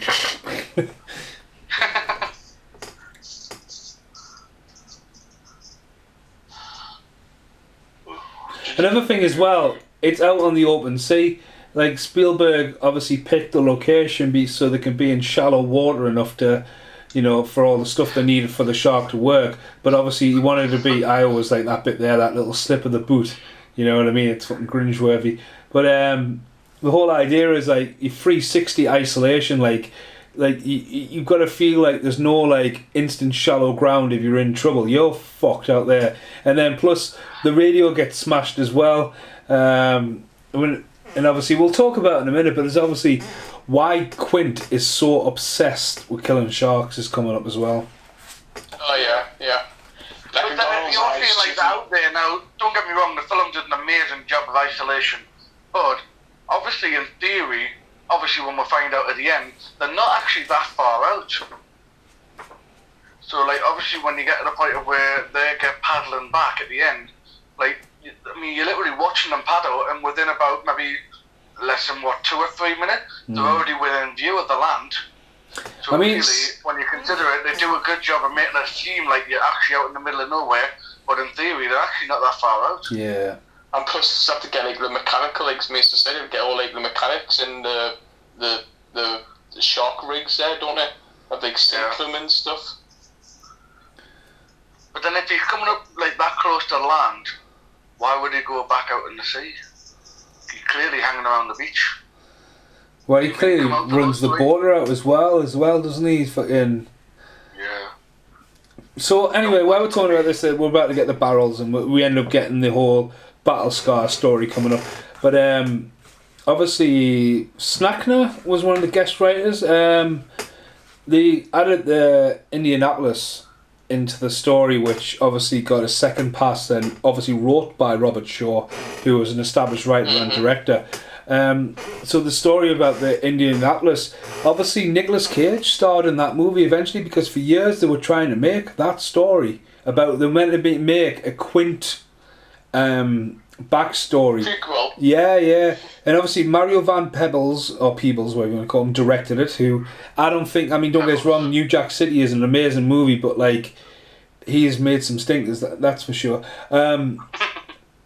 And like Nicolas Cage comes along and tells this true story about how they were taking the bomb over there, and it was so top secret that, you know, they got torpedoed, the boat went down, and like one by one people were killed off. I mean, like Thomas Jane and stuff's in the movie, they were killed by sharks. There's a character called Quint in it, but he's black, so it's kind of like they acknowledge it, but like, you know what I mean. If you guys, they're all like, is that the one where they're in the water, but they're all just hanging on the side of a boat? Yeah. Like you know what it is? That's one of those films where I'll never forget it. But I remember like I was on telly, and I just remember watching it, and I wasn't really watching it. I was just kind of like background noise. But it got to the point where it's like the middle of the night, and they're all just floating in the water, and I thought that's got to be fucking terrifying. Great shot there. DVDs one, wasn't it? Yeah, another Nicolas Cage one. That's a great shot of Quint with his and I mean that sunset's amazing, him on the front of the boat. But I remember watching that for Nicolas Cage. It's not as bad as it is, but obviously if you were looking for that movie, it'll be in the war movies, where, you know, for a long time. I've always thought of it as a war film, but you know, as you imagine, I can see. That looks amazing. That. Stunning, like the colour. Yeah. Spent a lot of time restoring this, like, for the colour, because I was looking at the original documentary, and originally they had problems making this scene work because of the backdrop. Again, now it'll be all done with green screen, but they obviously couldn't get. I never noticed it. Well, back in the day, they couldn't get Quint in like the opposite side of Ricky Dreyfuss. They couldn't get the colours to match, and like one of the guys was on about like taking the film. And he's on about like printing it in black and white, and they're on about extracting the blue from the negative, and like just some of the methods they must have used back in the day. And like now it's like digital scan, negative, twist on a fucking control knob, save, render, next clip. And you think like the advancements are like back in the day, but like even pitch black. Like I remember watching the documentary about the pitch black, and they fucking bleached the film negative to get a one-off look. But it was so risky. But like when you see like how much effort goes into negative, and to think back in the day, like they were on about mixing chemicals and how like to get it all to make sure the blue is saturated from the film, and it's just fucking crazy. I mean, that's one of the things I love about old school filmmaking, how shit was done without computers. Yeah, like I said now on that documentary, the like 10-minute documentary on this, it is amazing. It's just a guy with a S Pen on a tablet or a computer going ping, ping, ping, take it out, change it around, change our frames to there, done. And now all the things match in the background, all the windows. It is amazing, like, isn't it? Well, it's at the digital scan, the negative, when you see Universal's preservation of like, you know, keeping film negatives, but like all the scratches, and then like they all get washed through with this liquid, and this liquid actually like it completely gets erases scratches and stuff, and it's just crazy. Like now again, it will all be like a look at Meg. How much of Meg was filmed on location? Probably not a lot. You know what I mean? Not a lot. Well, when people buy 4K, they don't realise that sometimes, especially the Marvel films, they're not shot in 4K, they're shot in 2K digital cameras. Yeah. But then you have something like this, which was shot in 4K, obviously was shot on 70mm or whatever millimeter it was, and it's film. Yeah. So obviously that is true 4K. Like I was explaining to a customer a few weeks ago, the difference, you know what I mean, between them. So Rob Schneider, right? So obviously they're showing each other the scars and everything. Now he looks down on his abdomen, and did it explain what his scar was? Appendix, I think. Was that appendix? Was it? I'm just taking a guess. I'm not. I mean, I was going to say no. As I was looking at it, I thought I don't think it actually ever mentioned. Like, you know, it seemed like it was obviously he had his own scar, but he didn't share it. I think he looked down and he was too embarrassed because obviously these guys talking about like sharks. Yeah. Obviously, I think you two talking about like things here. We going, I got a little scratch. well, it's like if you were in that scene, do you have a scar that you would say? Like literally, do you really have a scar or not? Oh, I've got a few. I've got like, I mean, if you ever see the left side of my face, I hit a gate post when I was younger, and I spent 6 weeks with a massive plaster. And my tongue would actually go through the side of my mouth because I slid on some gravel. And if I didn't have a helmet on, I probably would have been dead as a kid. But I hit a gate post right on my jawline, and I got gravel rash all down the side of my face. I'm very fortunate for that to heal the way it has. If you don't have a beard, you will have noticed that. I've also had my appendix out, but fell over not long after my appendix and split it. So my scar is a massive like Z. It goes up the top of my leg, around my appendix, and it's deep in purple. So I think they're my two main ones. Like, I like Zorro, Well, I mean, obviously, as far as scars go, I do have on my left hand. I have a quite a. It didn't look so bad now. It's kind of old, but it was I had one from Cinder Toppy, which was quite a severe one. Obviously, most people laugh when you say you got burnt making sweets, but this is a substance that is hot, sticky, and it's about 1.5 times hotter than boiling water. So that was always fun. I've got a couple on my hands, like all from sweet-related incidents. I've got one on my elbow, which I have no idea where it came from. But that was probably a lollipop.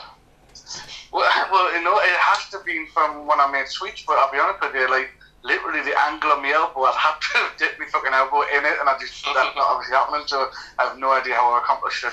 But the only one that really stands out is like a very clear line across my wrist, and strangely enough, that was the only one where I did it correctly.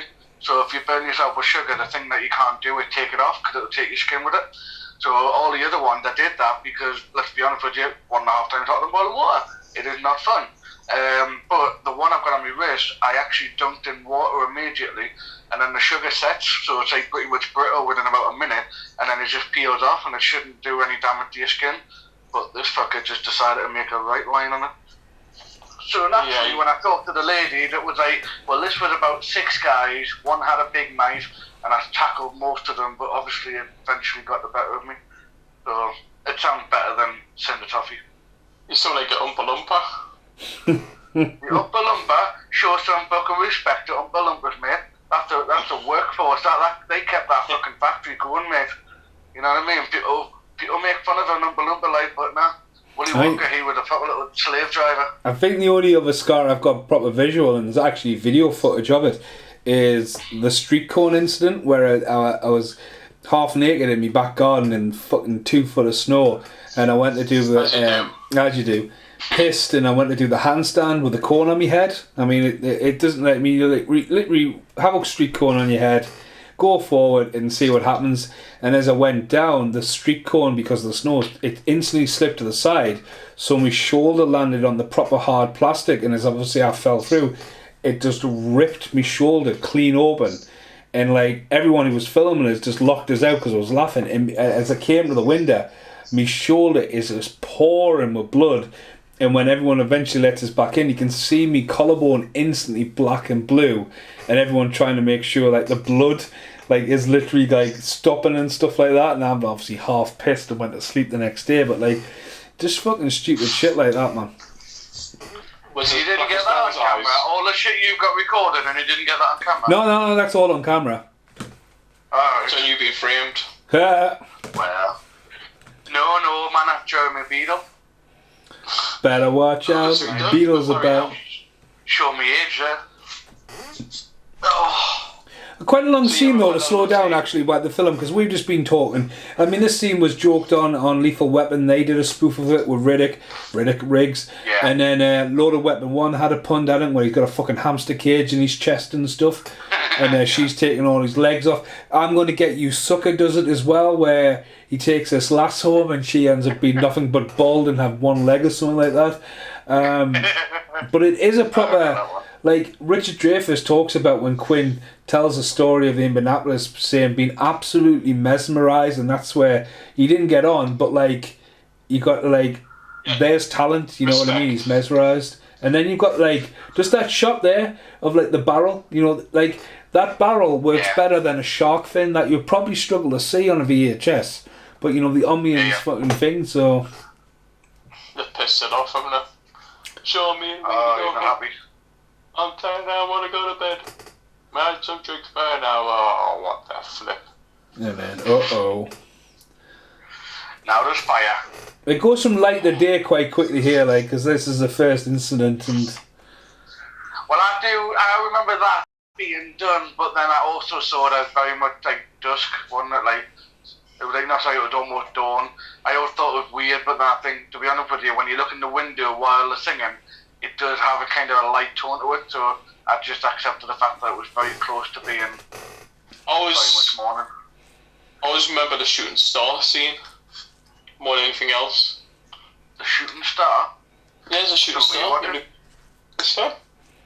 If you when you go out on the when you go out on the boat, in the background there's a shooting star, and actually filmed the shooting star. 1 in a million chance. You know, noticed it before.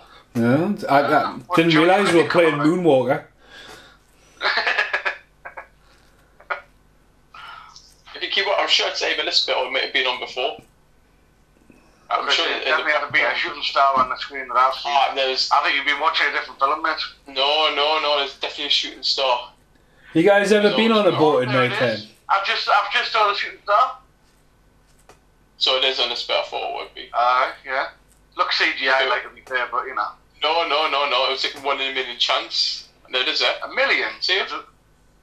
Oh, yeah. There's a million to one, and a million to one. That's clearly someone re-entering the Earth atmosphere, that, like. And there's another one. Wait a minute, what if it not one of the stars? What if that was E.T.?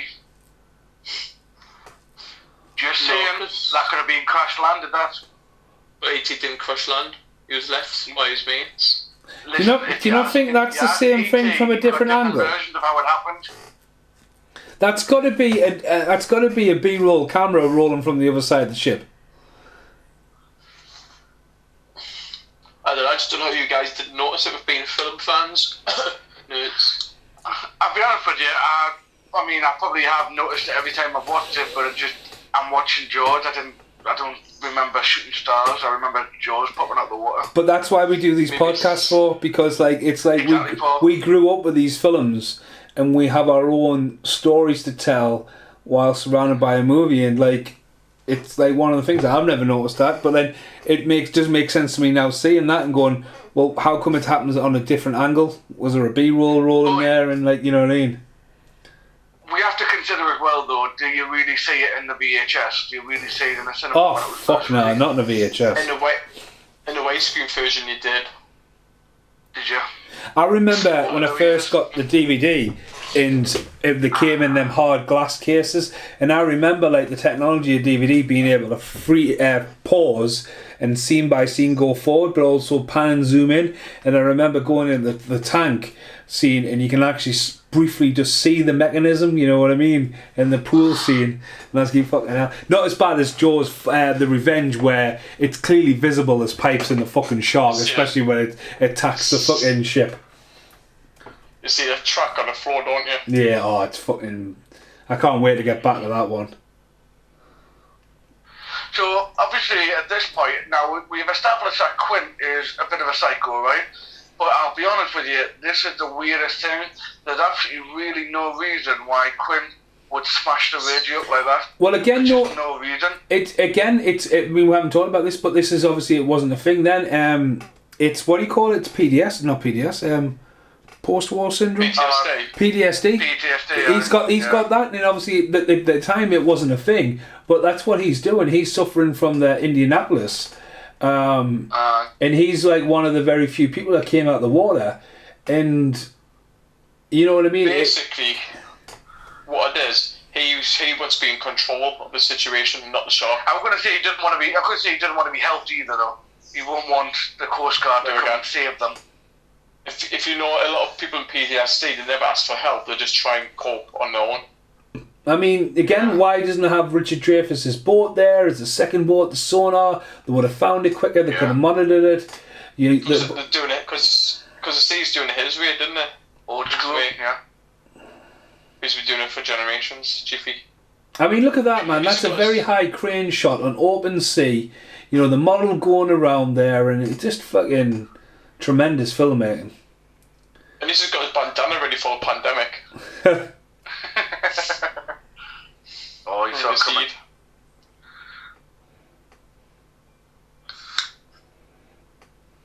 We got one barrel on Jiffy. You can't go down with all. No, I can't. And there it goes. I wonder how much audio had to be redone. I mean, the guy who did the sound won the Academy Award, but like, can you imagine the audio on there because of the wind?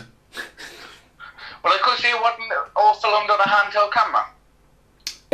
It wasn't this, like, it was more like what would become a Steadicam kind of freehand camera.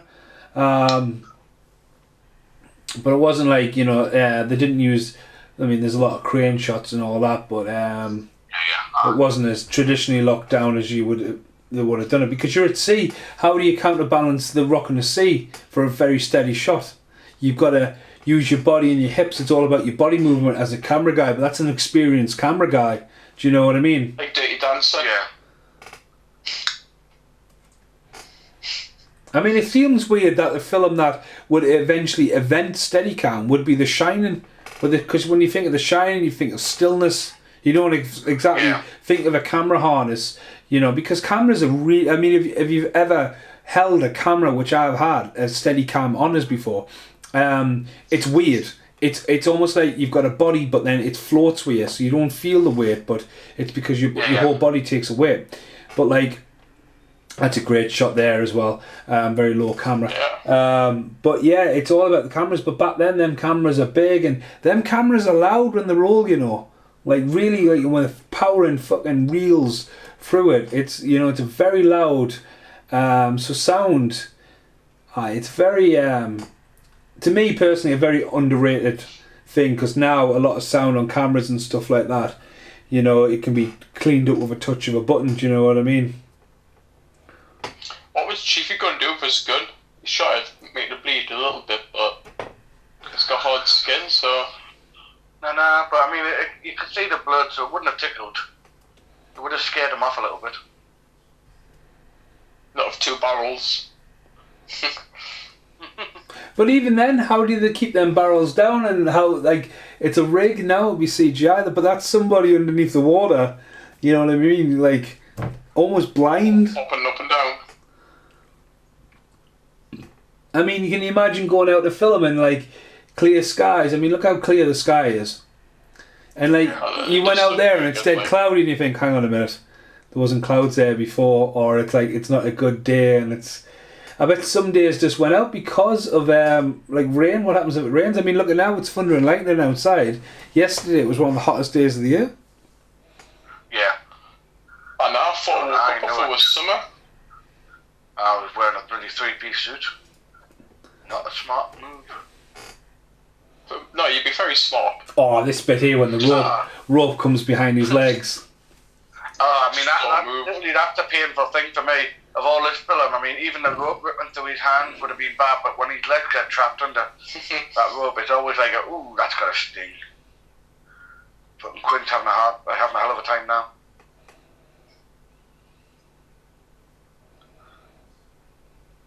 So funny enough, I'm just going through some of the facts that I looked up for this, and obviously I must have misplaced this one because it's from earlier on, but we were right, Paul, when we turned around and said when Mrs. Kittner was slapping him, apparently she couldn't fake slap, So apparently it took 17 takes, and Roy Schneider said it's probably one of the most painful things he'd ever endured during acting. Was just over and over, yeah. But It's always real. she used to like slap people. Like, it's on the documentary. I don't know. Yeah. Like, again, like, it's kind of like, imagine that. Oh, pay us to slap you. Yeah. I stop it.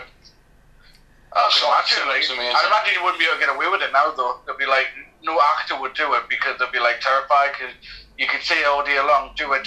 As soon as you slap them, say, suing you. You've assaulted me.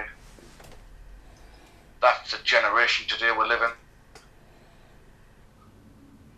Not the good old 80s when you wanted someone to slap you. Not in a kinky way, but I bet you like most people did get a bit of a kick out of it.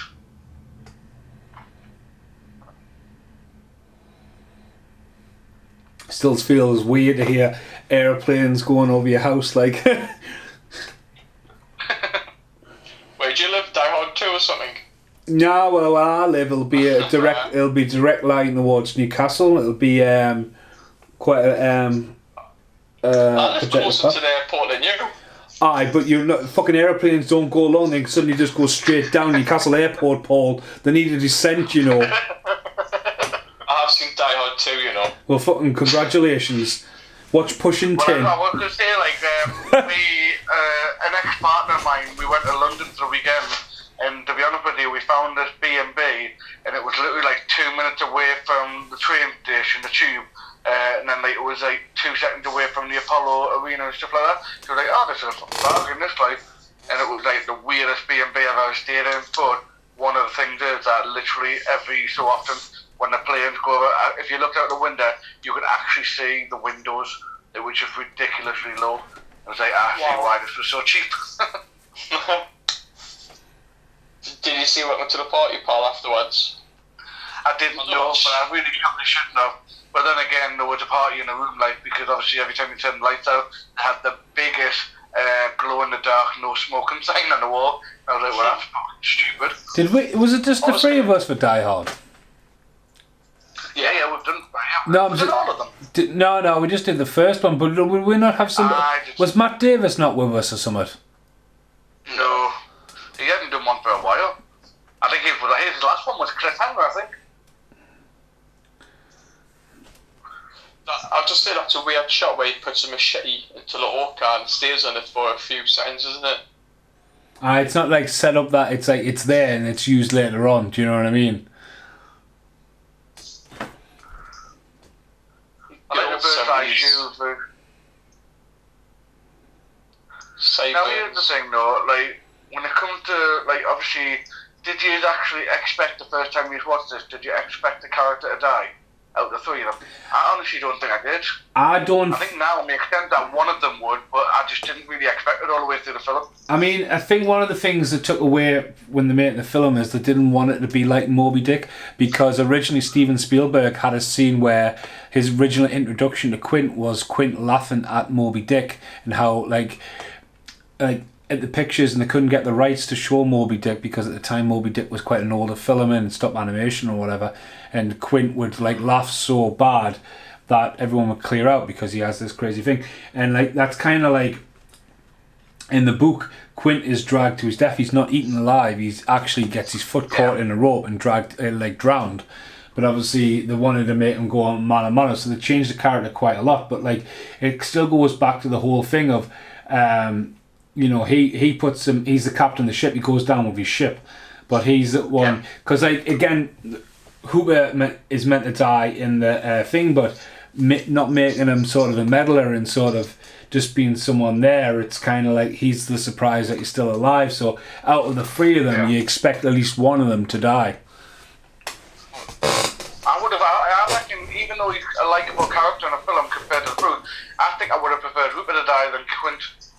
I think, like, especially with Quint surviving what he did back when he was younger, it almost seems like a shame to have died that way. But you could also say that he's pushed his luck. Like, he had every opportunity to like get rid of the shit. Too much, it's you know, there's something like going on there as well, and especially now the film, you know, at the start of this movie it's flooded with loads of extras, and it does a very good job of building up the community and But by the end of this movie, it's just the three of them, and you know what I mean. There's a lot again with the absence of the shark and how little there is of the shark. There's a lot more going on behind the eyes. Do you know what I mean? No, definitely. I still love that scene from before where Chiefy has like the water pump and he looks and his water's coming and he's like, screw this, like I'm not pumping this water. He just throws it down. Yeah. That's a very close explosion as well of Richard Dreyfuss there when he ducks down. Do you know what I mean? It's kind of like back then. Like when I did the podcast for Cuffs the other day, there's a scene where Christian Slater is pushed into a glass cabinet and it's like a mirror. And Christian Slater doesn't have a top on. It's not a stunt double, you can tell, because it's him going into it. And that glass shatters and he's off and running. Like now it's stunt doubles, you know what I mean? Like the era is past now where, you know, an actor will go, nah, I'll get a stand in to do that, get me stunt double to do that, you know what I mean? Actors like seem to do less and less after experience, do you know what I mean? So, but there, you can see all these guys are in there wanting to make a movie, do you know what I mean? Yeah.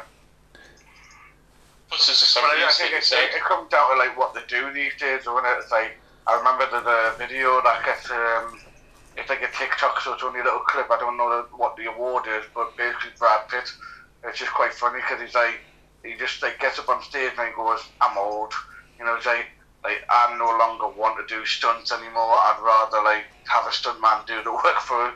And he's like, I no longer know what the first rule of Fight Club is and stuff like that. It's quite a funny scene, but it is getting to the point where I think a lot of the actors, especially 80s, they did do as much as they wanted to do, or at least as much as they could do before the lawyers stepped in. Whereas and then now, you got people that much of an issue. And then you got Harrison Ford, who's 79, breaking his elbows and his collarbone, doing Indiana Jones. Disgusting. I don't know when it changed. I mean, obviously Tom Cruise is still running around breaking his legs on there, but I wonder if Brandon Lee's death had something to do with it as well. How, like, you know what I mean? Yeah. Like, oh shit, the actor's actually died. Because Jason Statham nearly got killed in one of the Expendables, didn't he? And they reckoned if he wasn't as qualified, and like, obviously he's a former Olympic diver, you know what I mean? Because because accidents do happen on set, you know what I mean? And like, that's where it's the insurance. At the end of the day. Yeah, I mean, like I say, stunts are stunts. At the end of the day, even stuntmen die, you know, because things don't always go to plan. But, I mean, look at the Fall Guy, the TV show. I love that film. TV show is mint. I've never heard of it. You never heard of Lee Majors in the Fall Guy from 1980s? Had a great theme tune.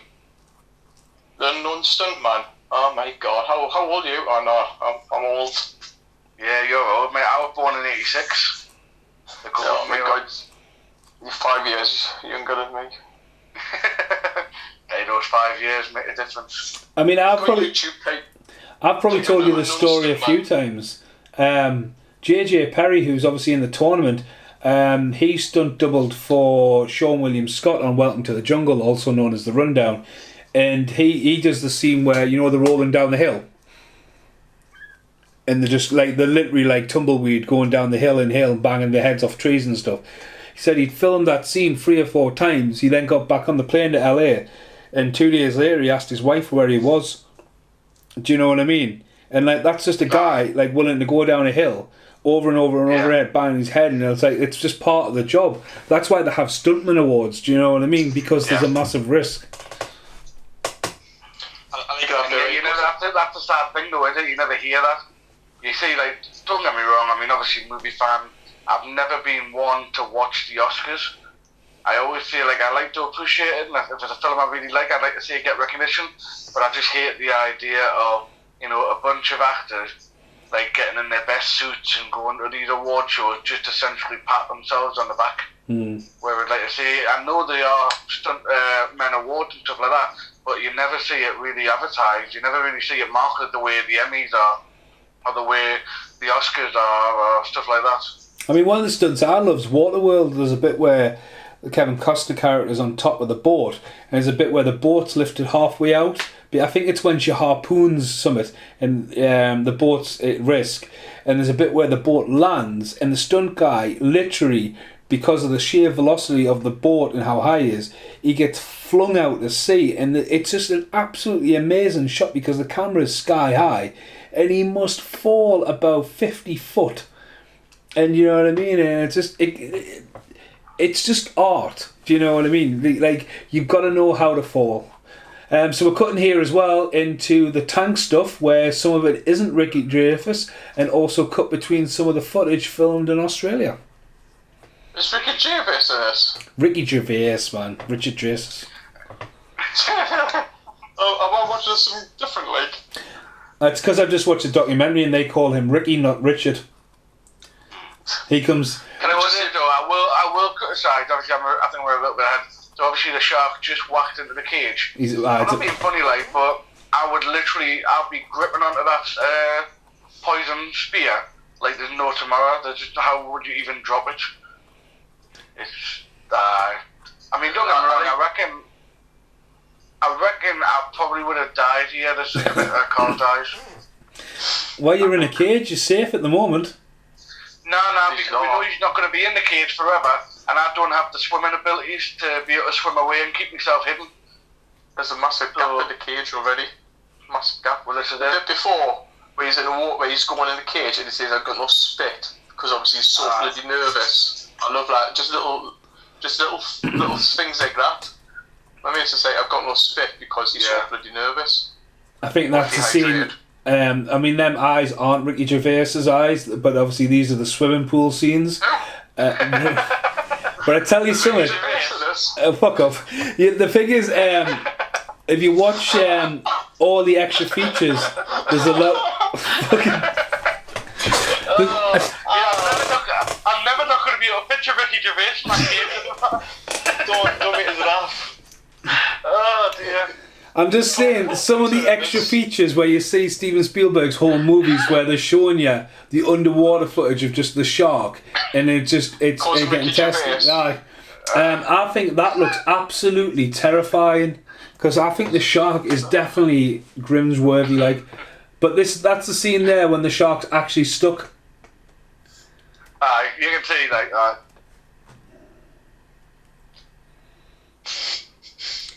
it also looks like, I mean, obviously a clarity again with the fact that we are really spoiled by having a really good quality picture here. But the one thing I will notice is that obviously there is 3 Bruces in that. There was always 3, wasn't there? I think there's technically 4, because the fins are one. I think there's a full size, left to the right, right to left, and then just the fins, Because whenever we see the shark on the outside of the water, it always appeared, to me anyway, it might just be the trick of the eye, but it always appeared like the nose of the shark is really wide. Whenever I see the shark underwater, it always looks like it's got a really thin nose. It's a weird thing where... Well, one of the things that gets a lot of criticism, Jaws 2, when the shark comes up and hits the side of the boat, and I always thought, that's fucking cool, and I always thought that's what they wanted the ride to be, and then everyone goes on about, you can see how rubber it is, and you can see the animatronics when it goes right in, but it's a fucking killer shot. Here it comes. The buoy jumps up. He's kicking at my screen, he's kicking it. Go on, man, you can make it. Nah. Not going to be talking about that, Scott. But again, that whole scene, from day one, they were like, if we had read that script twice about the fucking shark going on the boat, we probably wouldn't have made it. Do you know what I mean? It's like, how the fuck they were going to work? But it's about 2 or 3 simple different shots, isn't it? And it works. Yeah. My name was Jaws, and I was eating Quinn. Hold on. Tasty. Is that who's that now? Oh, I'm drawing a blank, man. Family Guy. No, mate. No, I was thinking of something else. Not. Totally went blank. It's me bad impression of Morgan Freeman. Well, Is that best friend? Quint is dead. Is that not technically racist, so Paul? Are you like trying to be like a white man impersonating a black man? I'm not trying to be the shark. Audio commentary with audio commentary. Imagine, that would be great. That would imagine, just even for, like, if you get a comedian to sit there and do an audio commentary from Bruce's point of view. So I was just chilling, and I was swimming along, and then these fuckers started beering us and fucking shooting us. What am I going to do, you know? I thought, well, I'm going to have to try and... Do you know why the shark's called Bruce for? It's a lawyer, isn't it? That's lawyer, right. the thing is, a couple of nerds. He threw the tank in, yeah, with the top facing up, and obviously when he shoots it, the tank's on the other side, isn't it? Well, essentially as well with that shot. Chewing on the tank, though, isn't he? He might be, just having a chew on it and thinking, no, that's not going to work. Let's try and work around. Let's just flip it on my tongue. As well, his quint should have still been in the fucking mouth. So you can see the land already. Are you supposed to see the land, you think? Yeah, you've seen it before also. It was on the video going towards shore. Now you can tell it's Orica as a set. It looks a bit more painted, a bit more detailed. That's such a weird shot of the water, just one or two different weird shots. Where it just pans on the water. Oh, I know, is it presumed that it's independent and coming and doom? I mean, the shot looks fucking great, I think, like. Oh, I mean, even now, when you can see every square detail, you cannot deny that it looks good. It's just a great looking, thing. Again, CGI or even, sometimes dummies don't always work in the modern film, whereas this still stands up completely on its own. I work with some dummies, so yeah, I know what you mean. Well, I've heard. You've got a job going on this. I best leave that off the podcast. Here it comes. Smile, you son of a bitch. There goes the broom. There goes the broom. Oh, the broom's gone. He's trying to shoot him now. And even showing the remains there as well, that's kind of a little bit detailed. Whereas rather than just blowing it up and then the audience knowing what just happened, but just seeing the carcass going down, I think that's quite a so that's where dramatic shot. That's where the dinosaur roar is from June, but also obviously depending on which version you're watching, we'll have to watch both. When we get to the revenge, this scene is reused in Jaws 4. Right. Oh yes, I remember which one it is now. Yeah, when it's just all the red blood on the water. Because it's a TV edit and there's a DVD one also. But it dies different. Yeah, the shark dies different, and Mario Van Peebles dies and then doesn't die. So. Do you think in the 70s people cheered when they blew a shark up? Because we're British, we don't do things like that. We just go, oh yes, rather. In America, they go, woo, yeah.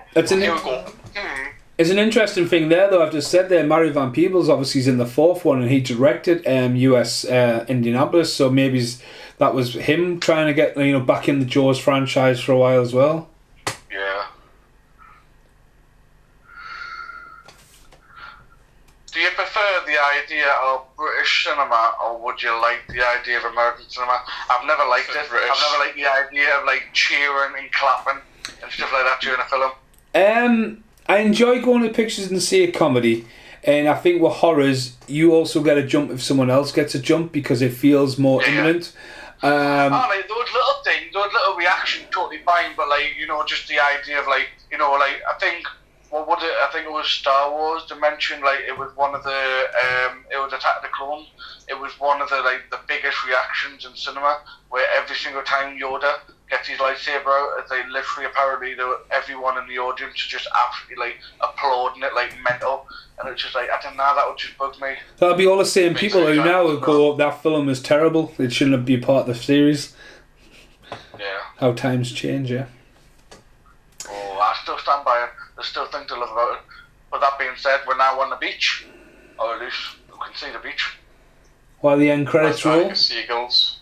Yeah. Well, it is a long film, but it is a classic. It's a classic.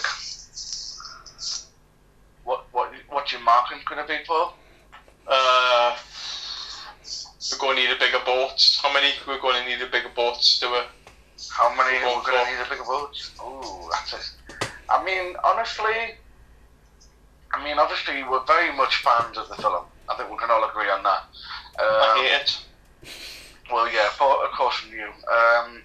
But, if I'm being honest, it's a very rare, but I've got to say, it's a 10, going to need another boat, a bigger boat. I think there's literally, music is absolutely bang on. It's iconic. It's a character in the film itself, which is basically the important thing about you. It's knowing how to use music. The actors, great cast. You know, everyone who was in the film like really showed up. The film, it is long, but I don't think it's like wasted. I don't sit there and think, oh well, I'd cut this out and I'd cut that out. I feel like most of the things that happen are fine. You know. But yeah, I think it might be the first one. I don't know if I've ever done a 10 out of 10 on the podcast before. Mm-hmm. But I think today, it's going to be a 10 out of 10. We're going to need a big vote for me. It's the same with me, 10 out of 10. I think it's a part of cinema history. I think it's one of the greatest films ever made because of like it just dots every box and it stood the test of time. And it's the reason why we have summer blockbusters. It's, you know, it shows you how much hard work can pay off. It's also a book to a film, which I think something's very important because sometimes, you know, books don't transition well. You can never make everyone happy. I've never once said someone say to me the book's better than the film. It's not like Jurassic Park, where Jurassic Park's like reading a fucking ultimate remake of the first movie when you realise it's so many different elements. I think The Shark, like Spielberg, I think is one of the greatest directors in history. He's up there with Hitchcock now. There's no denying that for how much he produced, but because of how well he made a movie as well. Because like if you look at this, he was willing to take a risk at a younger age. But then if you fast forward a couple of decades, he also made Jurassic Park. And you know what I mean? Like he was a big push into going, right, let's go CGI. And because he went, we're doing CGI. Look how fast that changed cinema history. And this is the same. That look how much this changed a summer blockbuster. Do you know what I mean? He's a pioneer. It's been adapted well from a book. I think it's perfectly brilliantly acted. It is a little bit long in the middle, but again, it's all, you know, it's building that thing there. But again, it's old school filming. It's not test screened. It's a brilliant product, and for it to be preserved, then represented the way it is now, and it look like this film's made now, right? That look worse than that, and they've got all the digital advancements. But again, it's chopping budget. I mean, this film, it'll never get remade. But this film's the reason why we have a creature feature box. Like, it's the reason why the Sharknadoes and all these people like ludicrous stuff like that. And you know what I mean? It's one of those ones where people don't go swimming because of a fucking movie, and that's powerful. You know what I mean? So yeah, it crosses too many fucking ticks. You know what I mean? It's fucking awesome. Like, Paul, Paul's gonna say 2 or something here. I feel like I'll give it a 5.5. No, I'll give it a 10. It's my first film. I'm actually going to give it a 10. Yeah. Absolutely love this film as a kid, and now I'm 40, and it's just one of those films you could watch any time. And as soon as you mentioned Jaws, I went, yes, we'll definitely watch Jaws. I can't fault it. And I mean, it is one of the best films out there. It's one of the posters I have on my wall, framed. Jaws, Jurassic Park. I mean, yeah, it's a film that totally changed my life. Same as Empire Strikes Back. But yeah, I love and of course, Spielberg and George Lucas being pretty good pals, so they obviously have them each other to lean on, don't they? In terms of the early days, in many ways. Storytelling. Absolutely amazing, but yeah, I'd give it a 10. I would like to know if there was a Jaws reference in Ready Player One. That'd be interesting. I'm gonna Yeah, that was a bad film. Fuck off. I don't know. I mean, I would definitely say I'll have a quick look just to be. I mean, where you're on that. Obviously, Jaws appeared in Mallrats. It appeared in Columbo episodes and all kinds of bits and bobs, didn't it? Physics Academy 5. Yeah, the best one. Well, I mean, if you haven't seen Police Academy 5 or even any of the Police Academy guys, you need to tune into Lonely Tree Entertainment podcast because those shall be Alright, that week was amazing. That's when we did. It's one of the best weeks. That's when we almost did them all in the week, didn't we? We were doing 2 back to back, weren't we? That was during lockdown, that, yeah. We did, yeah. It was 2 a day. If that. Oh, imagine, remember them days? 2 a day. That's still fun, by the way. I tell you what, it'll be dead funny because obviously our next podcast together will be Jaws 2 now, and that'll be funnier when we're available because we'll have to try and get one in before me and Paul return to work. Just get a ball rolling, but they'll end up being one where we're it'll become the new Waterworld.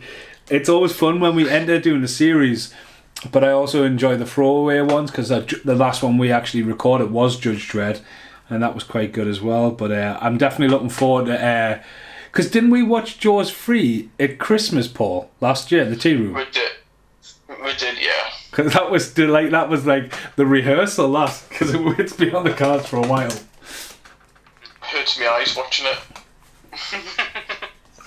Well, this is one of those things where I think the second one we'll get away with. But I think the third one's going to be more I think it'll end up being almost Predator kind of level. Where we'll be laughing at most of it rather than being, kind of watching film. To be honest, I think it'll be the 4th one. 4th one, yeah. That might okay. Well, the 4th one has appeared on Lonely Tree before because I have recorded it. I was meant to record it with Jack, who never showed, so I ended up recording it anyway. But again, I am looking forward to revisiting the 4th one with you guys for sure. Well, is that it? What were you researching there? Are we about to wrap this up? No, it might be. It's nothing clearly coming up. I'll have to do some looking into it. I might mention it in Jaws 2. There's a lot of links to seeing all the references in Ready Player One, but of course that would be a lot of references to go through. So tune in to Jaws 2 to see if Ready Player One had a reference to Jaws. Just when you thought it was safe to listen to a podcast, that's what we'll call it. Absolutely. Right, for now, I've been Stephen Wilkie Mason, joined by along Paul Ray and Cormac Sawley. Thanks for listening, and goodbye for now.